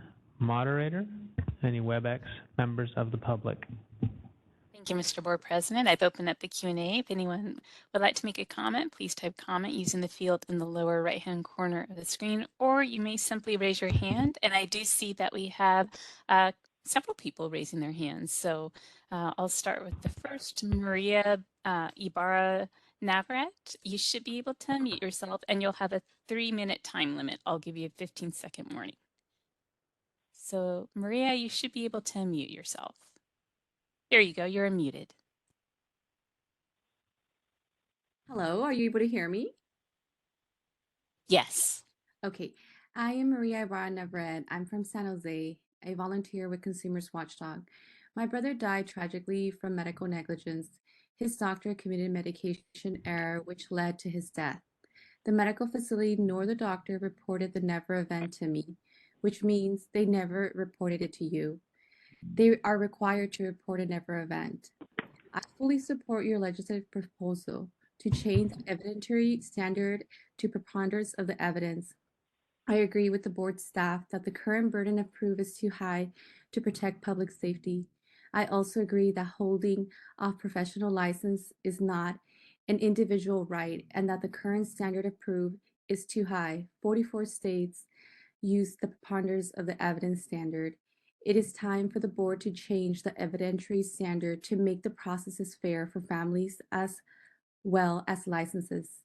I also fully support to add or amend the statute to require an organization that employs licenses to report to the board any employment-related discipline imposed due to a medical disciplinary cause or reason, and to require any organization that contracts with licenses for physicians and surgeons services to report to the board when a license is dismissed for service or the contract is terminated. The board must have this information available to protect us. Therefore, you need to take it into step further and post that an 805 report has been received on a license on their physician profile. So families have this information as well. Policies should be adopting we are requesting that you initiate a complaint interview before you dismiss a complaint. You need to make the enforcement process fair for both families and doctors. The processes will only be fair if the complaint or the family member is able to provide input before the complaint is dismissed. One of the problems with the enforcement process is that the lack of communication with family members. I understand that the medical board is working on a complaint notification system. You need to implement one as well. Thank you so much. All right, the next request for comment is from Monique Hines. Monique, you should be able to unmute yourself.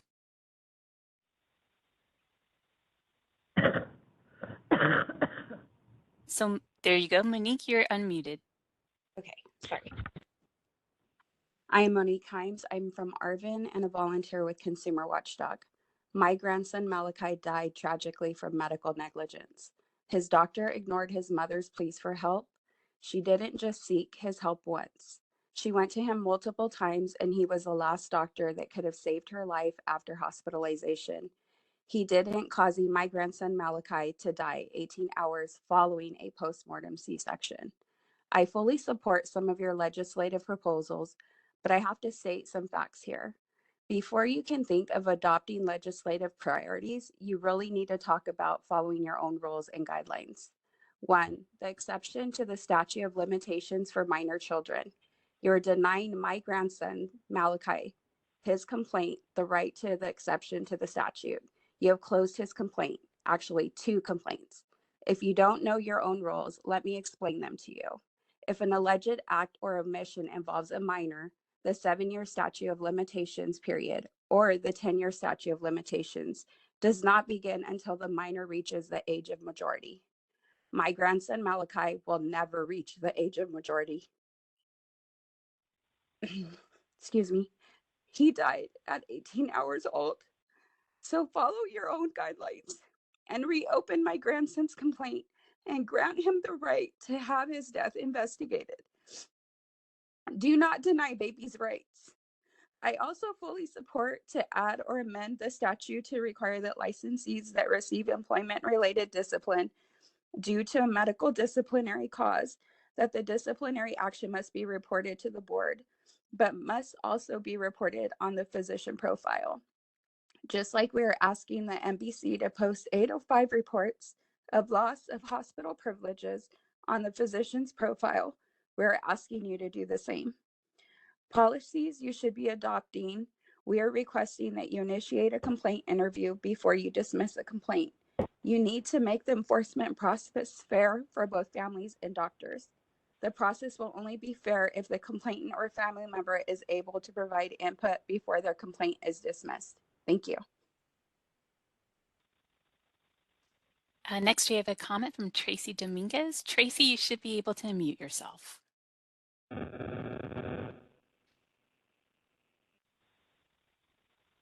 And Tracy Dominguez, if you see a prompt to unmute yourself, go ahead and select that. There you go, you're unmuted. Hello?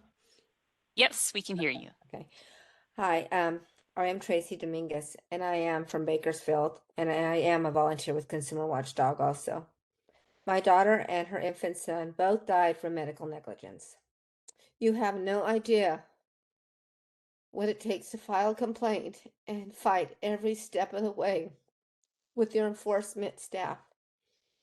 To do it is just to do this job, to review these complaints and to move them in investigation. It's a nightmare. It is emotionally and physically exhausting. It is like experiencing their death all over again because it is a death of their rights. Although I fully support your legislation proposal relating to 805 reports, and I need to require and the need to require the hospitals and the institutions must report disciplinary actions against a doctor. You must also post disciplinary actions on the physician's profile when it comes to a loss of a hospital privileges. Although these issues are important to me for personal reasons, I completely agree with my fellow advocates that you are not following your own guidelines and proceeds that you must do this first. You know and I know that this board is required to prioritize your complaints so that all death complaints are referred to an investigation. You know and I know you are not doing this and it's not happening. I know this because your prior executive director told me personally that he would accept my grandson's complaint if I would write it to him stating that I wanted all new staff, a new DAG, a new set of eyes on his complaint and his case. He made this promise to me without telling me that my grandson's complaint did not move for 3 years. Had you followed your own complaint guidelines, my grandson's complaint would have gone to an investigation, but it didn't. How many babies have you denied an investigation? Thank you. All right, the next comment is from Xavier De Leon. And Xavier, you should be able to unmute yourself. There you go. Xavier, you're unmuted. So my name's Xavier. I'm from Bakersfield and a volunteer with Consumer Watchdog. I'd just like to emphasize again that you guys aren't following your own guidelines and procedures. You guys are denying babies' rights. Adults have the 7-year statute of limitations, but minor children have an exception where their statute of limitation does not go into effect until they reach the age of 18 years old. You guys have denied my son this, and he was only here for 18 hours, so he's not even going to be able to make it to the 18 years of age. You've also denied an 8-year-old little girl for the same reason. So can you please reopen my son's complaint and grant him the investigation that he deserves? Secondly, the DCA complaint prioritization guidelines that you're required to follow. You guys need to send, when the death complaints, we need to have an investigation, which you guys aren't doing. My son's case sat in your guys' lap for 3 years and didn't move. That's 3 years of just nothing, no justice for my son. And we're here on these meetings fighting for their voice.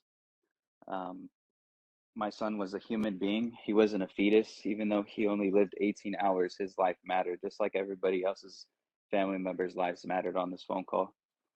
So please reopen his complaint and move his complaint forward with the investigation as it is required by the board.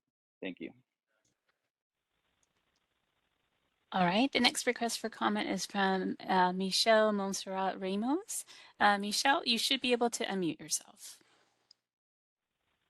And you're unmuted. Good afternoon. I am Michelle Montserrat Ramos, and I am with Consumer Watchdog. Some of the proposals you have listed in your report are the same proposals that we advocated for and supported in NBC meetings. We fully support changing the burden of proof to preponderance of evidence, as 44 other states already have in place. In many of the NBC complaint closure letters, it states that the case was closed because the burden of proof was too high to meet. As you mentioned in your meeting materials, we have to place a focus on public safety. There is at least one physician that has multiple open complaints in your enforcement process right now that at one time had up to 6, possibly 7 open complaints against the license. If you have 6 to 7 open complaints against the license at one time, that should signal a problem to you.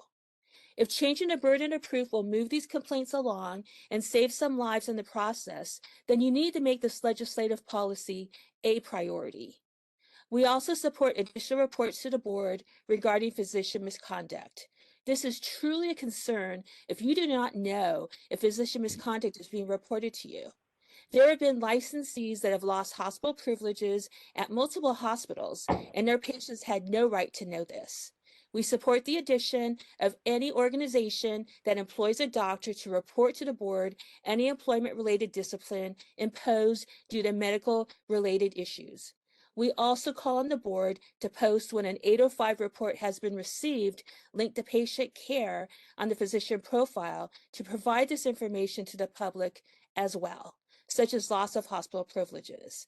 If a hospital or medical institution has lost faith in a physician to a point where they do not trust them to care for their patients, then that is information that the public should have the right to know. Lastly, I completely agree with my team that this board is currently not following its own guidelines and procedures. Under the laws relating to the practice of osteopathic medicine, you are required to follow the DCA complaint prioritization system that would require you to forward all death complaints and serious bodily injury complaints to investigation, and you are not doing so. Also, we know that you are denying babies and minor children the exception to the statute of limitations for minor children. We are putting this on the record that this board is not following Business and Professions Code 2230.5D. If you as a board does not know this, you do now. Now we need you to take action and call for a review of why your board staff is not 15 following this complaint seconds. prioritization and why this board is also not adhering to Business and Professions Code 2230.5D. Thank you.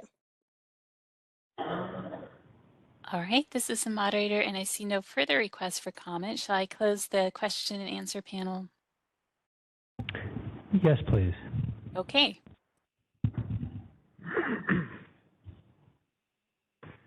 We will go ahead and move on to agenda item 15, the legislation report. For discussion and possible action on proposed legislation, Terry Thorfinson, our Administrative Services Program Manager. Thank you, Dr. Bahari, members of the board and the public. I'm going to be referring to the memo when I'm talking about these bills, which provides a summary, but it also has the light hyperlink to the actual piece of legislation in the title. So the first one is SB 544, Laird, Open Meetings Law. And so if you click on SB 544, you can see the language.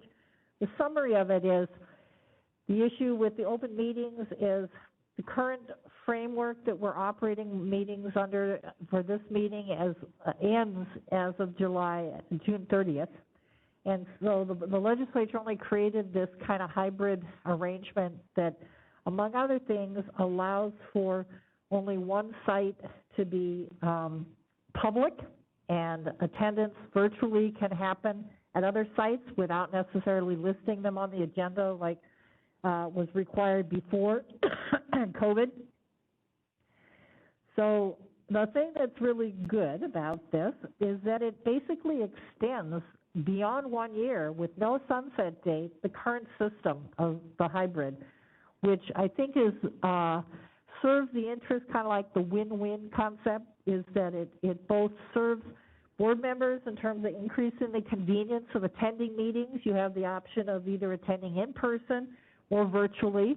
You don't have to post when you're virtual, don't have to post your location, which I think in the past was a problem. And then members of the public, excuse me, let me get something to drink here.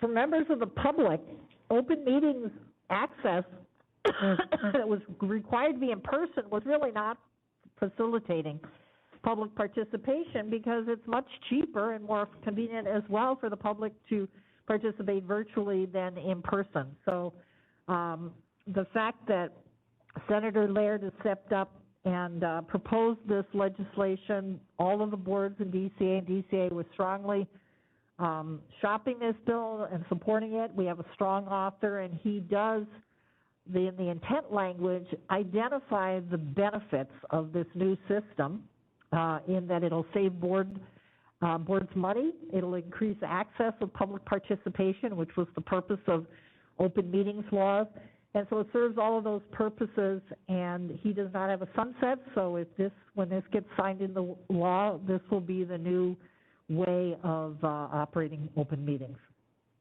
And so for that reason, I think the board has, in the past, supported in-person as well as having the option for virtual. This bill basically facilitates what the board has in the past said they support. It supports the current rules that we have, but they end in June 30th of this year. So I would recommend, since there's such a value to this board and how they operate, that it's worth taking a position and supporting in favor of the author, signaling that our board is also in support of this bill.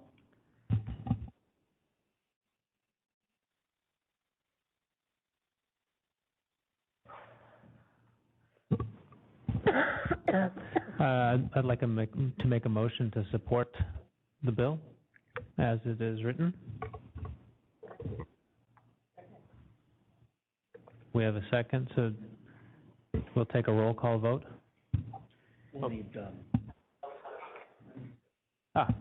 Any member discussion first, and then public comment, of course. Thank you. This is just a comment. I think it is really important for the public to be engaged, and I do appreciate every comment from the public, so I support this motion. Okay. Any members of the public present want to comment on this proposed legislation? No? Moderator, any members of the public on WebEx? Thank you, Mr. Board President. I've opened up the Q&A panel. If any member of the public would like to comment on this agenda item, please type comment using the field in the lower right-hand corner of your screen, or simply raise your hand. We're displaying instructions and we'll give you a moment.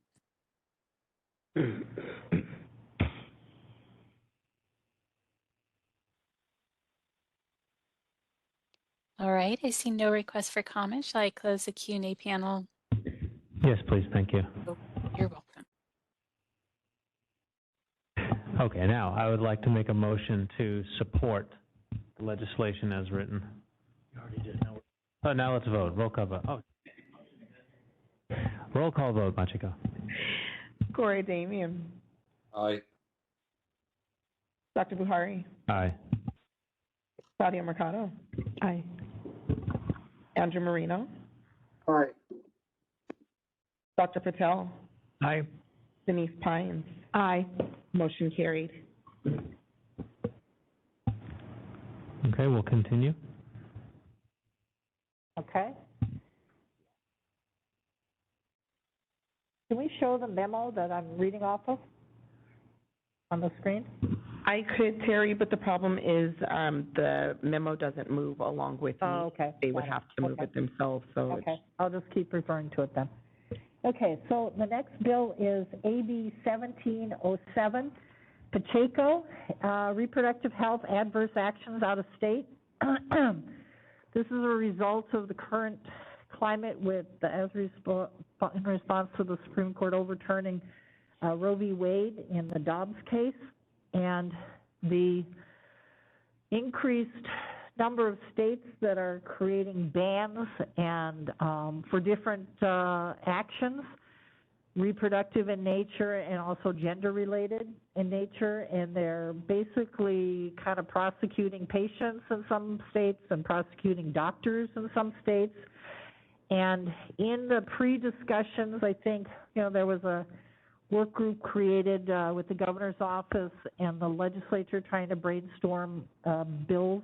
And one of the areas that there was a concern about is that if other states have these laws that would outlaw, for example, providing abortion services, maybe even birth control, and gender change, gender affirming, gender change types of treatment, that they would be prosecuted in those states, but they could also be licensed in California.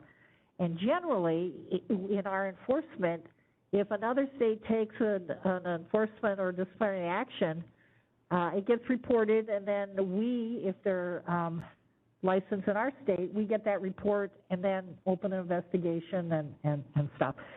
The other thing with applications, if somebody applies to be a physician and then we look at their prior disciplinary, experience, again, a discipline for something that would otherwise be legal in California would be problematic. So this law was trying to head off this new reality and stop the California in specific having to be caught up in trying to either open investigations, deny licenses based on actions that are otherwise legal in this state. And so that's what this bill is trying to do, is shield physicians and the boards from having to make decisions, enforcement and otherwise, based on adverse actions in other states.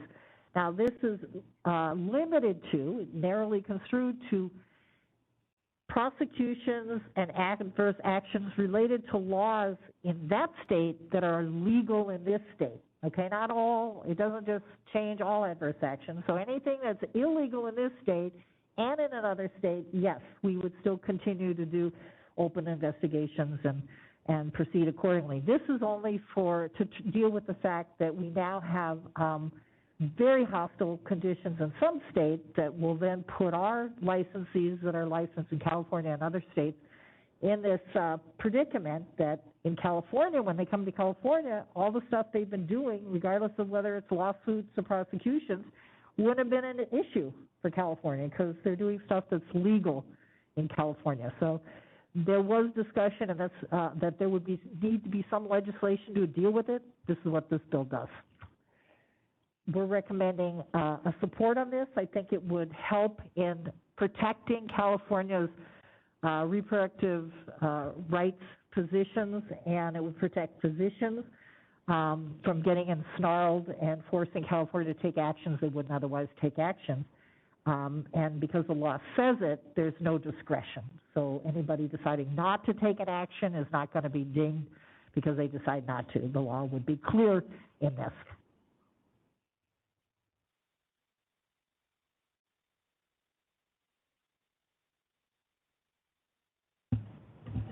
Any questions or comments from board members?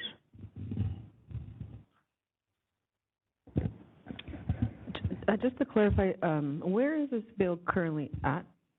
So this is getting support and it's going to be heard in August? This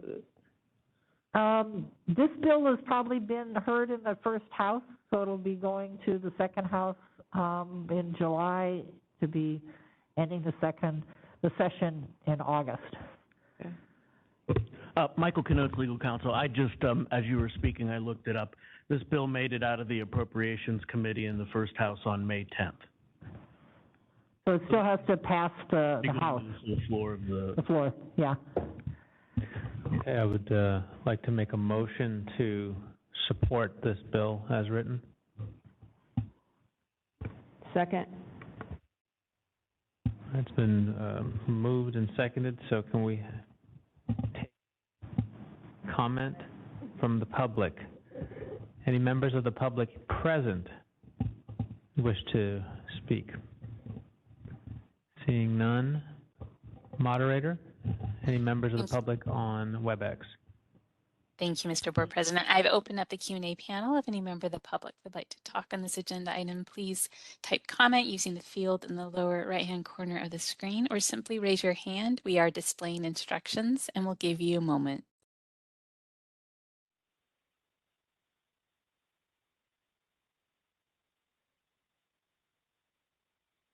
All right, I see no requests for comment. Shall I close the question and answer panel? Yes, please. Okay. And then we'll take a roll call vote. Cora Damian. Aye. Dr. Buhari. Aye. Claudia Mercado. Aye. Andrew Marino. Aye. Dr. Patel. Aye. Denise Pines.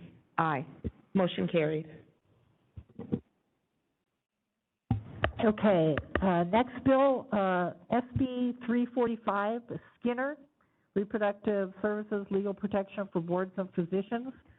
This bill is kind of a companion bill, only deals with boards in terms of, and the governor, in terms of cooperating or being forced to cooperate with out-of-state subpoenas and prosecutions and expedite people to an out-of-state lawsuit.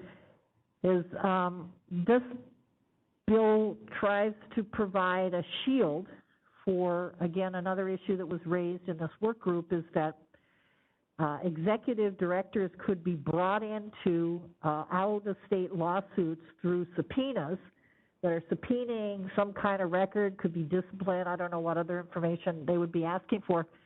And the executive director would then have to be in the position of deciding, which would be discretionary, whether they would comply with it or not. And they may not feel comfortable with not complying.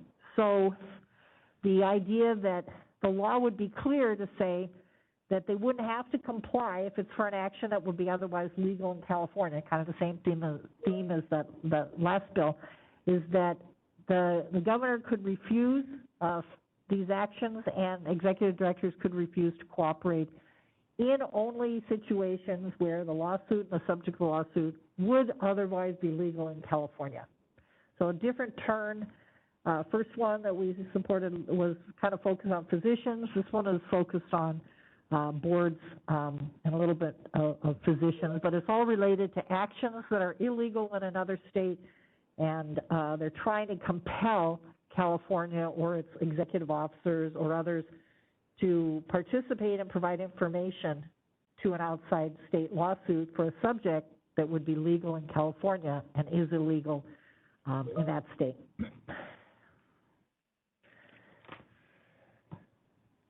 And I'm recommending a support on this for the same reason. It does fix kind of an outstanding problem.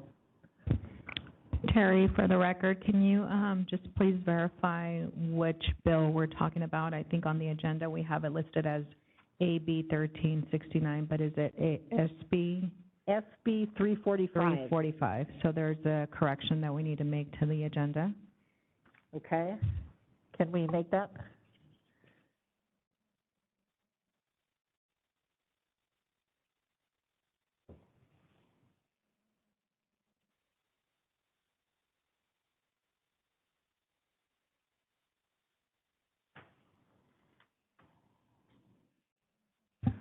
All right, so any, Michael Canotes, legal counsel.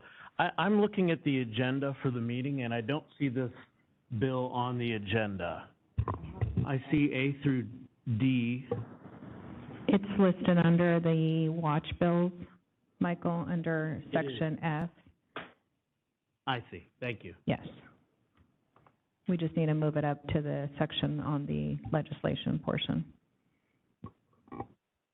okay, so any questions or comments or from the board members? It's SB 345? SB 345.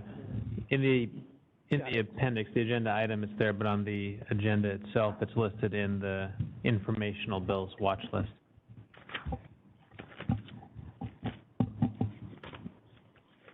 Okay, any members? I make a motion at this point to support the bill. I'll second. Okay, so any members of the public that are present wish to comment? Seeing none. Moderator, any members of the public on the WebEx wish to comment? Thank you, Mr. Board President. I've opened up the Q&A panel. If any member of the public would like to comment, please type comment using the field in the lower right-hand corner of the screen, or simply raise your hand. We are displaying instructions and we'll give you a moment.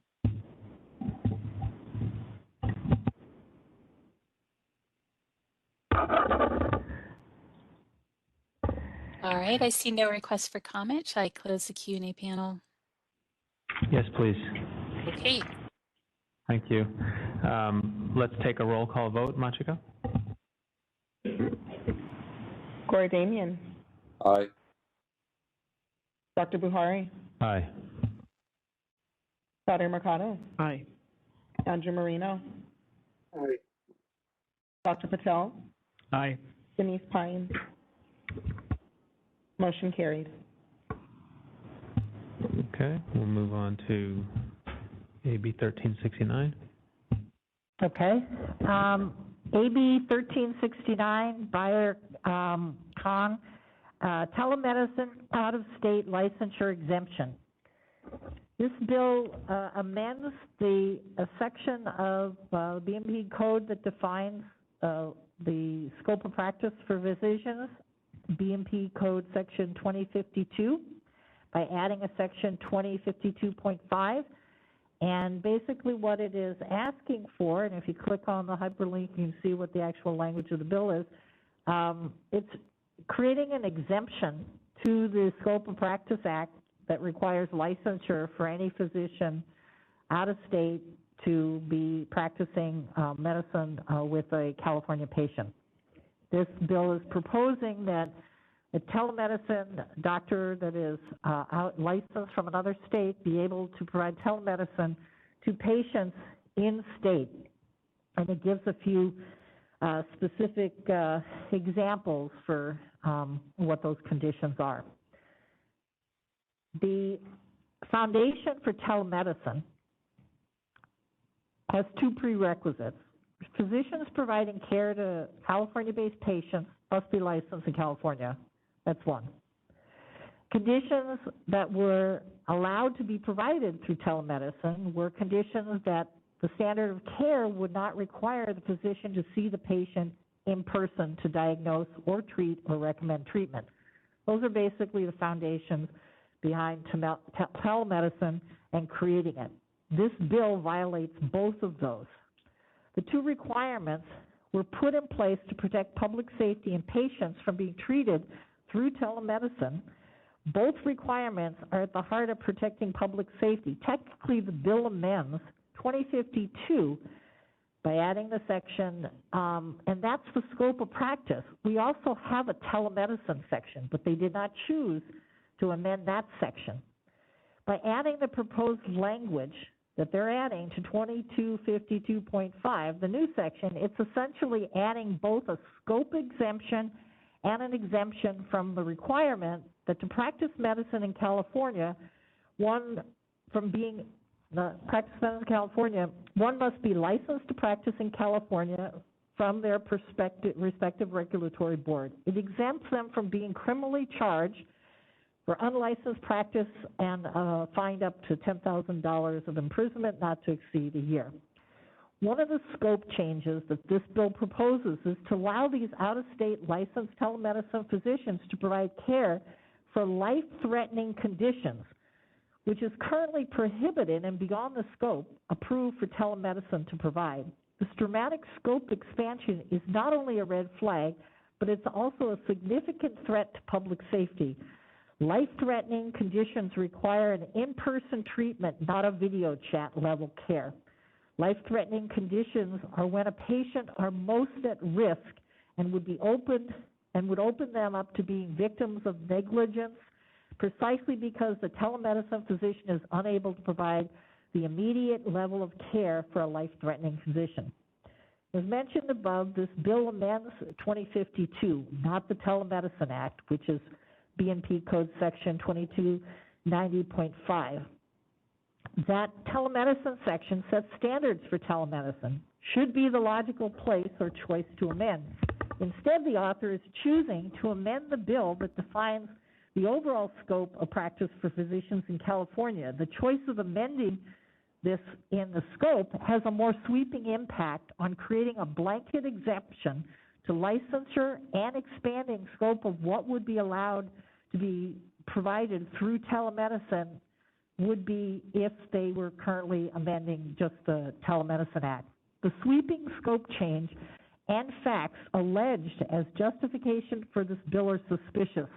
The sponsors claim it is for California-based patients with life-threatening conditions, too sick to travel, not enrolled in a local clinical trial, that have patient physicians' consent to care from an out-of-state, to allow an out-of-state physician care through telemedicine. If they are being cared for by a California licensed physician locally, why does the patient need to connect to a telemedicine physician out of state? Why does the patient need telemedicine if they have a local physician who's caring for their condition? Why does the bill make sweeping changes, scope changes, in requiring licensure telemedicine for a limited population of patients? There is no requirement that the telemedicine physician have expertise in the condition being treated, nor that the patient needs to be enrolled in a state or out-of-state trial. If the condition were enrolled in an out-of-state trial, the bill doesn't even require the telemedicine doctor to be providing actual care related to the clinical trial or even be in the same state as the clinical trial. The facts are neither compelling nor make sense for otherwise requiring telemedicine licensees to be licensed in California when caring for California patients. The fact that this bill allows telemedicine doctors care without being licensed would mean that they are not regulated by the board. The board would not have enforcement jurisdiction over them for purposes of pursuing disciplinary actions to protect public safety. This exemption would prevent OMBC and MBC from protecting patient safety. Patients harmed by these unlicensed out-of-state telemedicine physicians would have no recourse against them civilly or criminally or otherwise because the harm occurred in California and no entity in California has jurisdiction over these unlicensed state physicians. This would open a huge loophole in protecting patient safety and regulating physicians who provide care to patients in California. And it's worth noting and emphasizing that licensure is not simply an administrative hassle for physicians to practice medicine in California. Licensure requirements are set by the legislature to protect public safety and ensure competency and avoid fraudulent licensure so every patient can feel confident that they are being cared for by a competent physician.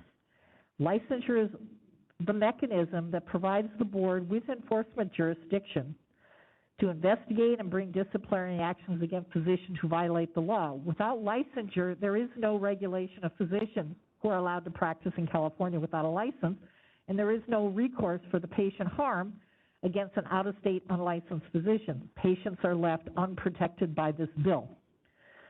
The lack of requirements and restrictions in this area are out of step with the way California typically handles out-of-state business. All of the state businesses, in a business context, provide legal jurisdiction through registering for the Secretary of State. So in the event of a lawsuit, out-of-state businesses can be sued for business conduct in the state. To protect public safety in healthcare, the law must provide a legal connection to the state, and that is licensure. And this bill denies that. I'm recommending oppose. I'd like to make a motion to oppose it. Second. Okay, there's been a motion and second. Any members of the public present want to comment? Seeing none. Any moderator, any members of the public on WebEx wish to comment? Thank you, Mr. Board President. I've opened up the Q&A panel. If any member of the public would like to comment on this agenda item, please type comment using the field in the lower right-hand corner of the screen, or you may simply raise your hand. We are displaying instructions and we'll give you a moment.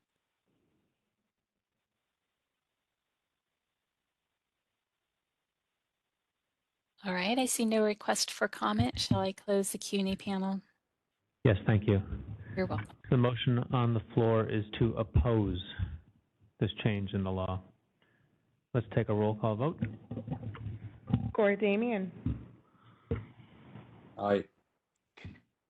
Dr. Buhari. Aye. Claudia Mercado. Aye. Andrew Marino. Aye. Dr. Patel. Aye. Denise Pines. Aye. Motion carried to oppose. Okay. Okay, last bill, AB 765, Wood, Physician and Surgeon's Title. This bill started out as kind of a benign bill. The author's intent was to clarify the fact that lots of titles and references to physicians, I think probably mostly like specialist names, you know, that are other than doctor, are out there and nobody knows, is that a real title or what their licensure is or whatever. So this bill was an attempt across more than just physicians professions to say these are the titles that are valid and are subject to needing to be licensed. Okay, so we had net gains in this bill because osteopaths and doctor of osteopathy wasn't in the bill or in the statute. So having additions of DO and doctors of osteopathy, osteopathic physician were great. But the original version of the bill had the word osteopath in there. And then suddenly it got amended out. And the comments related to that were, let's have a discussion about whether this name should be protected, what they call title protected, osteopath. No question about the other one, but just the word osteopath. And particularly with referencing to non-licensed physicians, like the wannabe osteopaths. Who are those people? They're foreign-trained osteopaths. And the context, in delving into the, what the impact of this bill has, even though it's trying to clarify confusion for consumer or remove confusion, it creates confusion by removing osteopath because in the evolution of the osteopathic profession, osteopath used to be the name that people used. And for the U.S., an osteopath is synonymous with doctor, period, just because of the training. But nowhere else in the world is that true. Every other country does not include allopathic training alongside and inclusive with osteopathic training. So nobody else is essentially can call themselves a doctor anywhere else, okay? So foreign-born osteopaths maybe didn't do the research when they moved to this country. They're foreign-trained. But when I looked into the foreign training, there's no standard regulation in any of these countries for what the training is. And so you have a foreign-trained, potentially unregulated person coming in here wanting to use the word osteopath. And there's no infrastructure to regulate them because they're unlicensed, to oversee their competence. There's no CMEs, there's no exams, nothing, because we only support osteopathic physicians. So the amending this out and it allows potentially non-licensed osteopathic, foreign-trained osteopaths to use this name. And it would open the door to questioning, like, would the board be able to tell these unlicensed osteopaths, if they're left out of the bill, stop using the word osteopath? The answer would be no. We would not be able to do that. What would we be able to do is, as I list here in the italics, BMP code 2459.5, kind of esoteric, but basically it lists the scope of practice for an osteopath to include osteopathic manipulation that can only be done by a licensed osteopathic physician, period. Can't even nobody else can do the diagnosis, the treatment. It's got to have the direct and immediate supervision of the osteopath. So it makes clear that the osteopathic manipulation as a modality is reserved only for licensed osteopathic physicians. These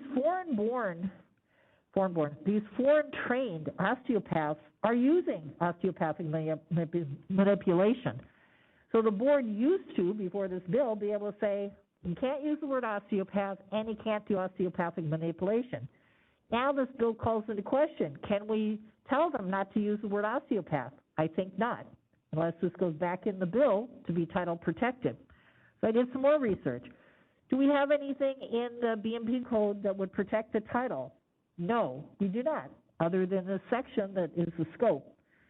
The AOA has policies on the title, the use of the word osteopath, and the gist of their policy is that osteopath is a former term that has evolved into osteopathic physician, and that osteopath is reserved still for the family of osteopathic physicians to be used in informal conversation and in informal reference. But it's still reserved, according to the National Association, to be part of the osteopathic physician profession. And so this bill, in not protecting that, would violate that. What does it do beyond that? Well, it creates confusion, which is what the opposite of what the bill was trying to do. It allows unlicensed osteopaths, foreign trained, to use the word osteopath, and potentially it limits the board's ability to fix this, because now you'd have a legislative intent showing that osteopath maybe wasn't title protected, because they actually took action on that issue. Okay, so the only fix we would have, either now or in the future, would be statutorily.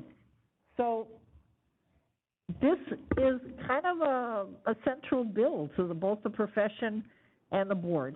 The board's interest is not in protecting the profession, it's in protecting the public. So what is our interest? It's enforcement. This bill, in removing osteopaths, makes our enforcement harder for this. So for that reason, we would like to oppose, unless amend, this bill in terms of a position where we would be open to signaling to the author that there's a concern by the regulatory board that oversees this issue, but we're open to negotiating with the author. And we have been in conversation with the author and committee staff about this. And so the next step would be to take an official position that we can then have further conversations about. Without an official position, we can't go further than the conversations we've already had.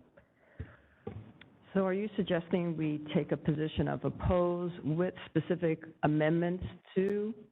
Not specific, just that we're, the position, the range of positions that Michael said, there's a gradation. Mm-hmm. There's support or oppose, and then the kind of in between is you can support if amended or oppose unless amended.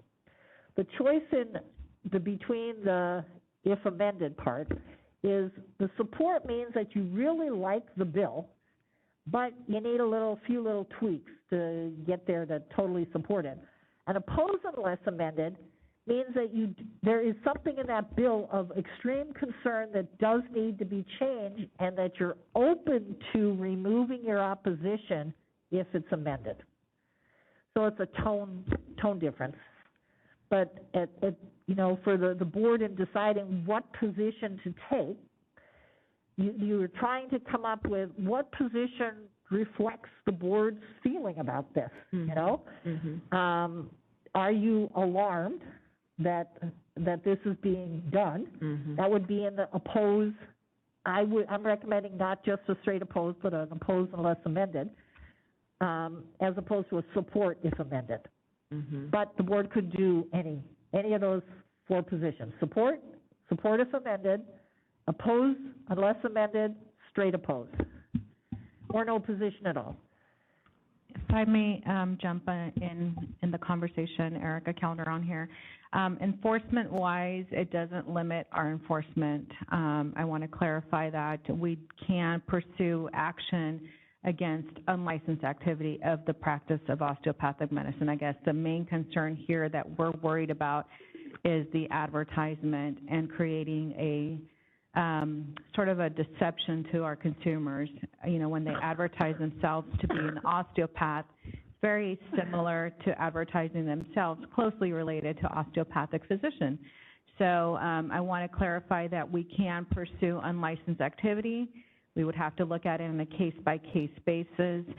But here the main issue is deception when it comes to our consumers. When they see this advertisement, do they believe that they're going to get service from an actual physician? That's the main concern here that at least board staff and enforcement has.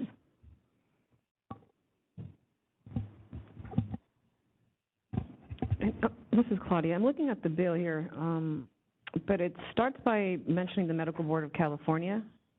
So in this case, if we're another board, why wouldn't the Osteopathic Medical Board be included at the beginning of the text? Is that part of the big issue? Yeah, that's one of the issues. I mean, there's a lot of places the Osteopathic Board should be included in, right? Including in the bill there.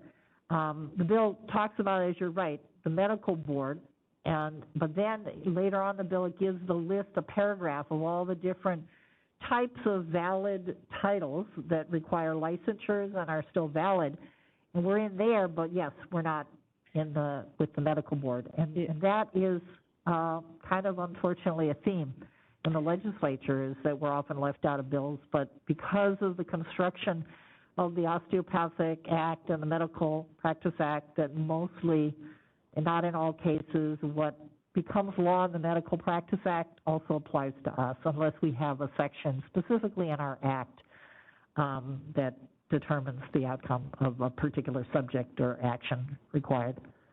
Yeah, because my concern is this bill, or I guess the author, are they aware that we exist, right? You've been talking to them, they know we're a board, we're licensing DOs, and somehow I'm just perplexed by the fact that they left us out. Like, what is the intention of elevating the medical board and not elevating the Osteopathic Medical Board?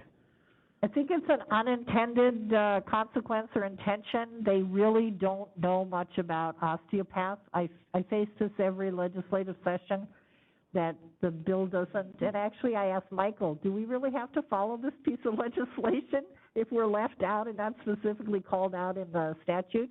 And in most cases we do, even if we're left out. And it's just, you know, the legislature doesn't know about the osteopathic profession or physicians.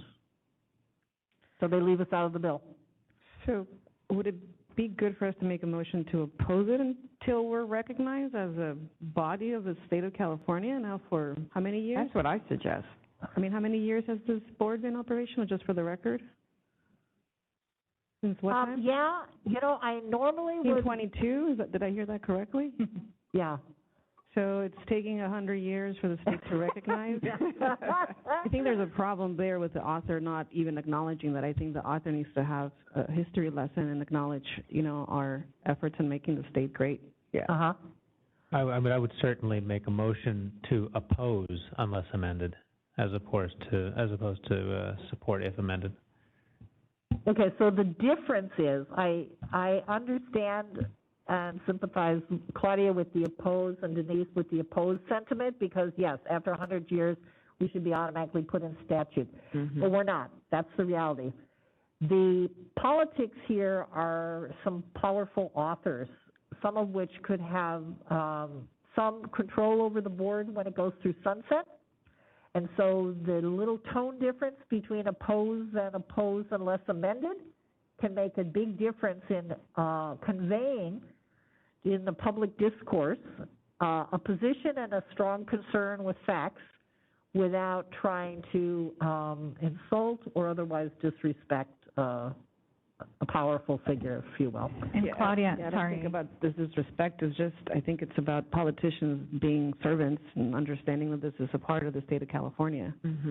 I want to clarify, the bill actually does recognize osteopathic physicians in it. It's just they're removing osteopath. There's a section in the bill where it's listing anesthesiologists, cardiologists. That's the portion that's been amended. So they are recognizing osteopathic physicians early on in the bill, but down below, that's where the term osteopath was removed. So just to clarify that, and I just to help out in the decision making. Yeah, I think that's the main concern, is that that word was removed, and that creates confusion. And if they reinserted that in the language, I think we could support it. So I would make a motion to oppose unless amended in that fashion. I'll second. Okay, we have a motion and a second. Are there any comments from members of the public that are present? Seeing none. Moderator, any members of the public on WebEx wish to comment? Thank you, Mr. Board President. I've opened up the Q&A panel. If any member of the public would like to comment on this agenda item, please type comment using the field in the lower right-hand corner of the screen, or simply raise your hand. We are displaying instructions and we'll give you a moment.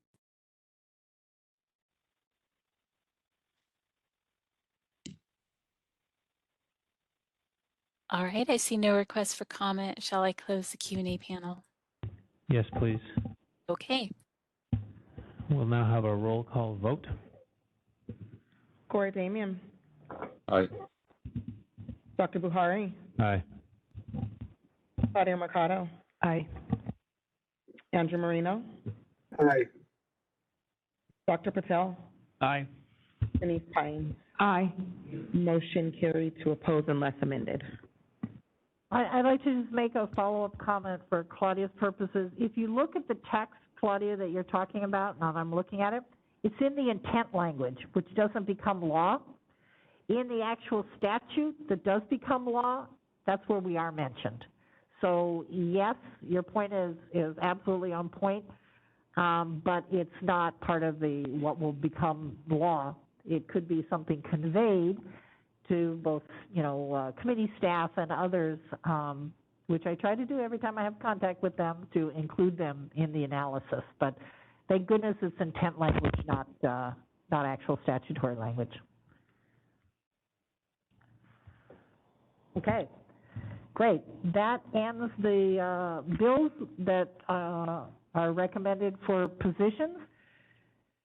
The next item I was not planning on going over, it's just informational bills. The purpose of having an informational bill list is to give you an idea of what's out there. They're not necessarily urgently needing our support or positions, but each year, especially from a physician's perspective, there's a lot of bills and subjects that may not be ones that you want to take positions are that will affect your practice and affect, what requirements you have to follow. So I try to have a bigger list so that you're aware of these bills and can follow them and look them up, and we'll be following them as well.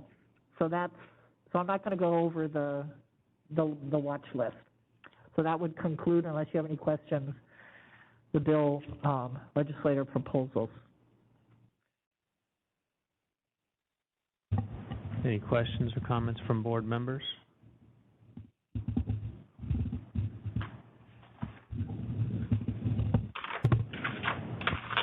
Yeah, Michael Kenotes, legal counsel. Just for members of the public, when we go to public comment, there are a lot of bills on that information watch list that were on our agenda, so you can comment on any of those bills on the agenda. So any members of the public that are present wish to comment? Seeing none, I'll ask the moderator, are there any members of the public on the WebEx who wish to comment? Thank you, Mr. Board President. I've opened up the Q&A panel. If any member of the public would like to comment, please type comment using the field in the lower right-hand corner of your screen, or you may simply raise your hand. We are displaying instructions and we'll give you a moment.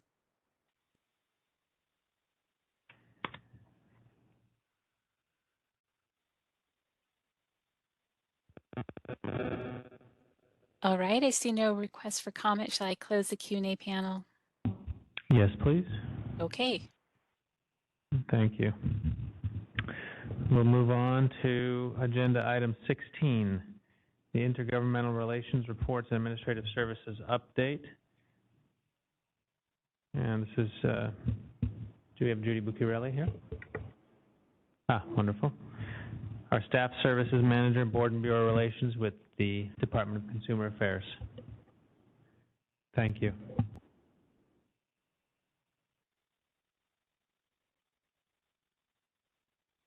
I always like to try this nicely instead of blasting you out here. Can everyone hear me okay? Perfect.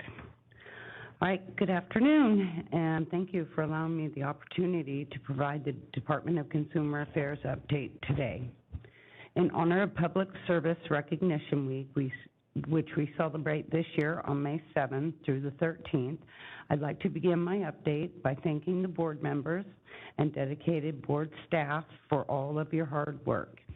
DCA will kick off this important week with a department-wide appreciation email to staff and other messaging to highlight the essential work that DCA employees do every day. We are grateful for your service. Next, I'd like to inform you that DCA's printing provider is currently experiencing technical difficulties, and as a result, the printing of many of the board's renewal certificates, licenses, and letters is delayed. Printing interruptions began on April 13, 2023. DCA is working closely with the printer provider, and at this time, the estimated time of restoration has not yet been determined. DCA shared messaging with the impacted boards, and until the issue is resolved, licensees should be encouraged to take advantage of online services. DCA will continue to provide updates as more information becomes available. Moving on, I'd like to provide a diversity, equity, and inclusion update. Established last fall, the department's DEI steering committee is comprised of 12 executive leaders from the boards, bureaus, and the department, and has been working on many items, including updating the strategic planning process, training, and the development of an informational DEI fact sheet, which was distributed to board leadership. The strategic planning process has been updated to embed DEI into the process, which includes a survey, DEI section in the environmental scan, video messages, and a brief training video. DCA's solid team will be reaching out to the executive officer no later than the end of June to discuss a plan to update or develop the board's strategic plan. In addition, all DCA solid trainers will be completing a 50-hour diversity, equity, and inclusion training certification program through the University of Massachusetts. On April 28th, Director Kirchmeier issued a memorandum on DCA's commitment to employees to increase the availability of DEI courses through DCA's solid training unit. A DEI section has been added to the homepage of the Learning Management System, which I'll refer to as LMS, and employees can access and register now for 3 courses available in June of 2023. Over the coming months, additional courses and educational information will be available. DCA's first diversity, equity, and inclusion fact sheet has been released. It was developed as an informational tool and includes the department's 3 DEI initiatives, memorializes DCA services that support DEI efforts, and includes DEI terminology as it applies to DCA. Tomorrow, the DEI Steering Committee will hold its quarterly meeting in person and will elect a chairperson and vice chairperson. The committee will also discuss training, strategic planning, and DEI activities through the end of the calendar year, as well as a membership composition and processes to expand membership. As the DEI steering committee's work continues, I look forward to updating you in the months ahead on their progress. Equally important, I'd like to remind you that there are 2 DCA-wide mandatory trainings for 2023. This includes sexual harassment prevention training and information security awareness. All DCA employees and appointees, including board and advisory council members, will need to complete the sexual harassment prevention training this year. Board members must take the 2-hour supervisory training. This training is required every odd year and is online, self-paced, and takes approximately 2 hours. Board members with an assigned DCA email are also required to complete the Information Security Awareness Fundamentals training. This training addresses everyone's role in protecting DCA data and information. The training is online and required each year. Both the sexual harassment training and information security awareness training are available in the department's LMS. For more information, a mandatory trainings page has been created to help members identify, access, and track specified trainings.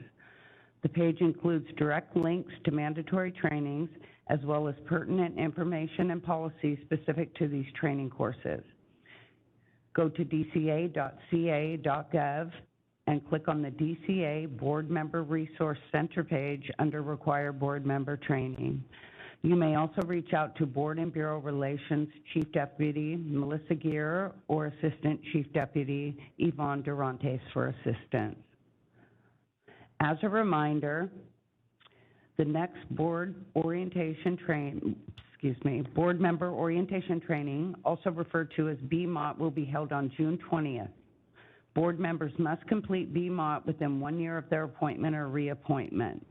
On June 20th, BMOT will be offered in person in Sacramento and again on October 10th at a location to be determined. Members can register for this training via LMS. As the fiscal year comes to an end, I'd like to remind you to please submit your travel expense claims as soon as possible, but no later than 5 p.m. on Wednesday, June 8th. Claims submitted after this date will still be processed. However, they will not be paid until July of 2023. If you have any questions regarding travel claims, please contact Melissa Gear. As you are all aware, legislation passed last year amending provisions of the Bagley-Keene Open Meeting Act to extend the ability of state bodies such as DCA's boards and bureaus to conduct public meetings virtually through July 1, 2023.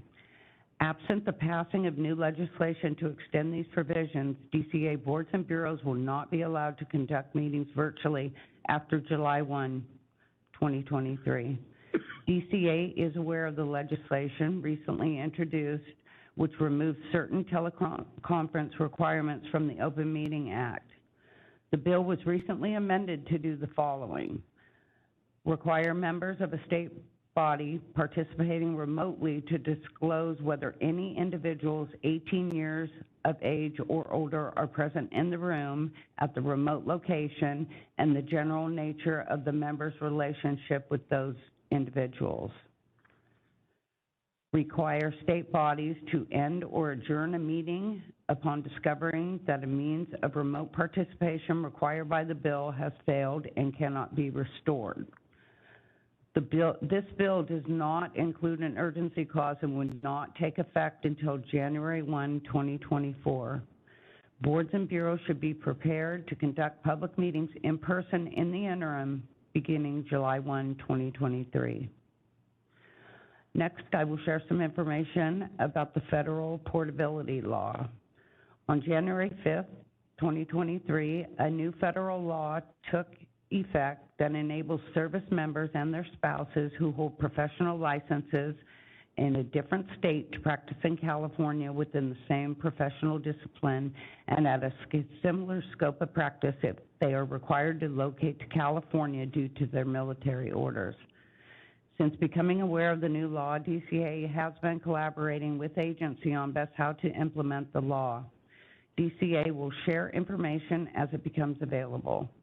In the meantime, should your board receive an inquiry from a service member or spouse regarding this new law, please contact DCA Legal Affairs. Finally, DCA submitted its 2021-22 annual report to the legislature, and the report is now available on the DCA website. This annual report includes a new design and additional reporting metrics such as military licensing data now required for all DCA boards and bureaus. We hope you will take the time to review this impressive compilation of the valuable work of the boards and bureaus. And this concludes the DCA update, and I welcome any questions from the board.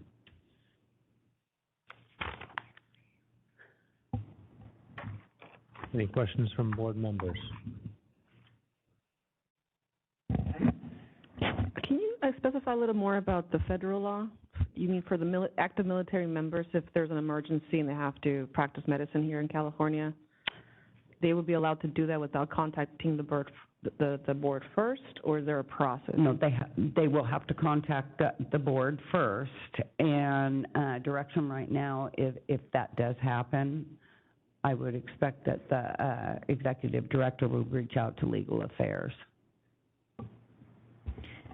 We, Erica Calderon here, we met briefly about this, and right now DCA is looking at how we can keep track of those individuals. We will be required as a board entity to keep track of them as they're coming in.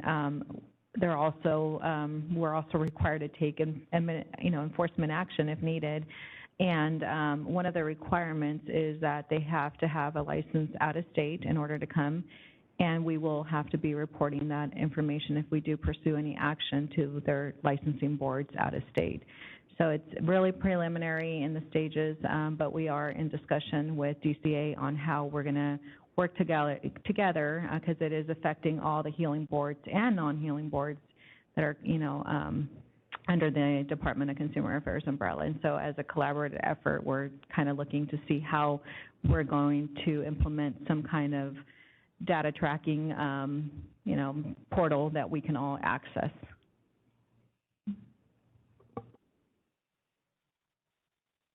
Thank you. Okay. Any members of the public have questions that are present or comments? Seeing none, any moderator, any members of the public on WebEx? Thank you, Mr. Board President. I've opened up the Q&A panel. If any member of the public would like to comment, please type comment using the field in the lower right-hand corner of your screen, or simply raise your hand. We'll give you a moment.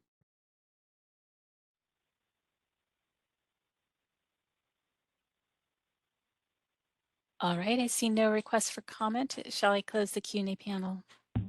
Yes, please. Okay. And thank you. We're going to go ahead and take a quick, like a 10-minute break, okay, and then we'll have a presentation coming after that with the last agenda item.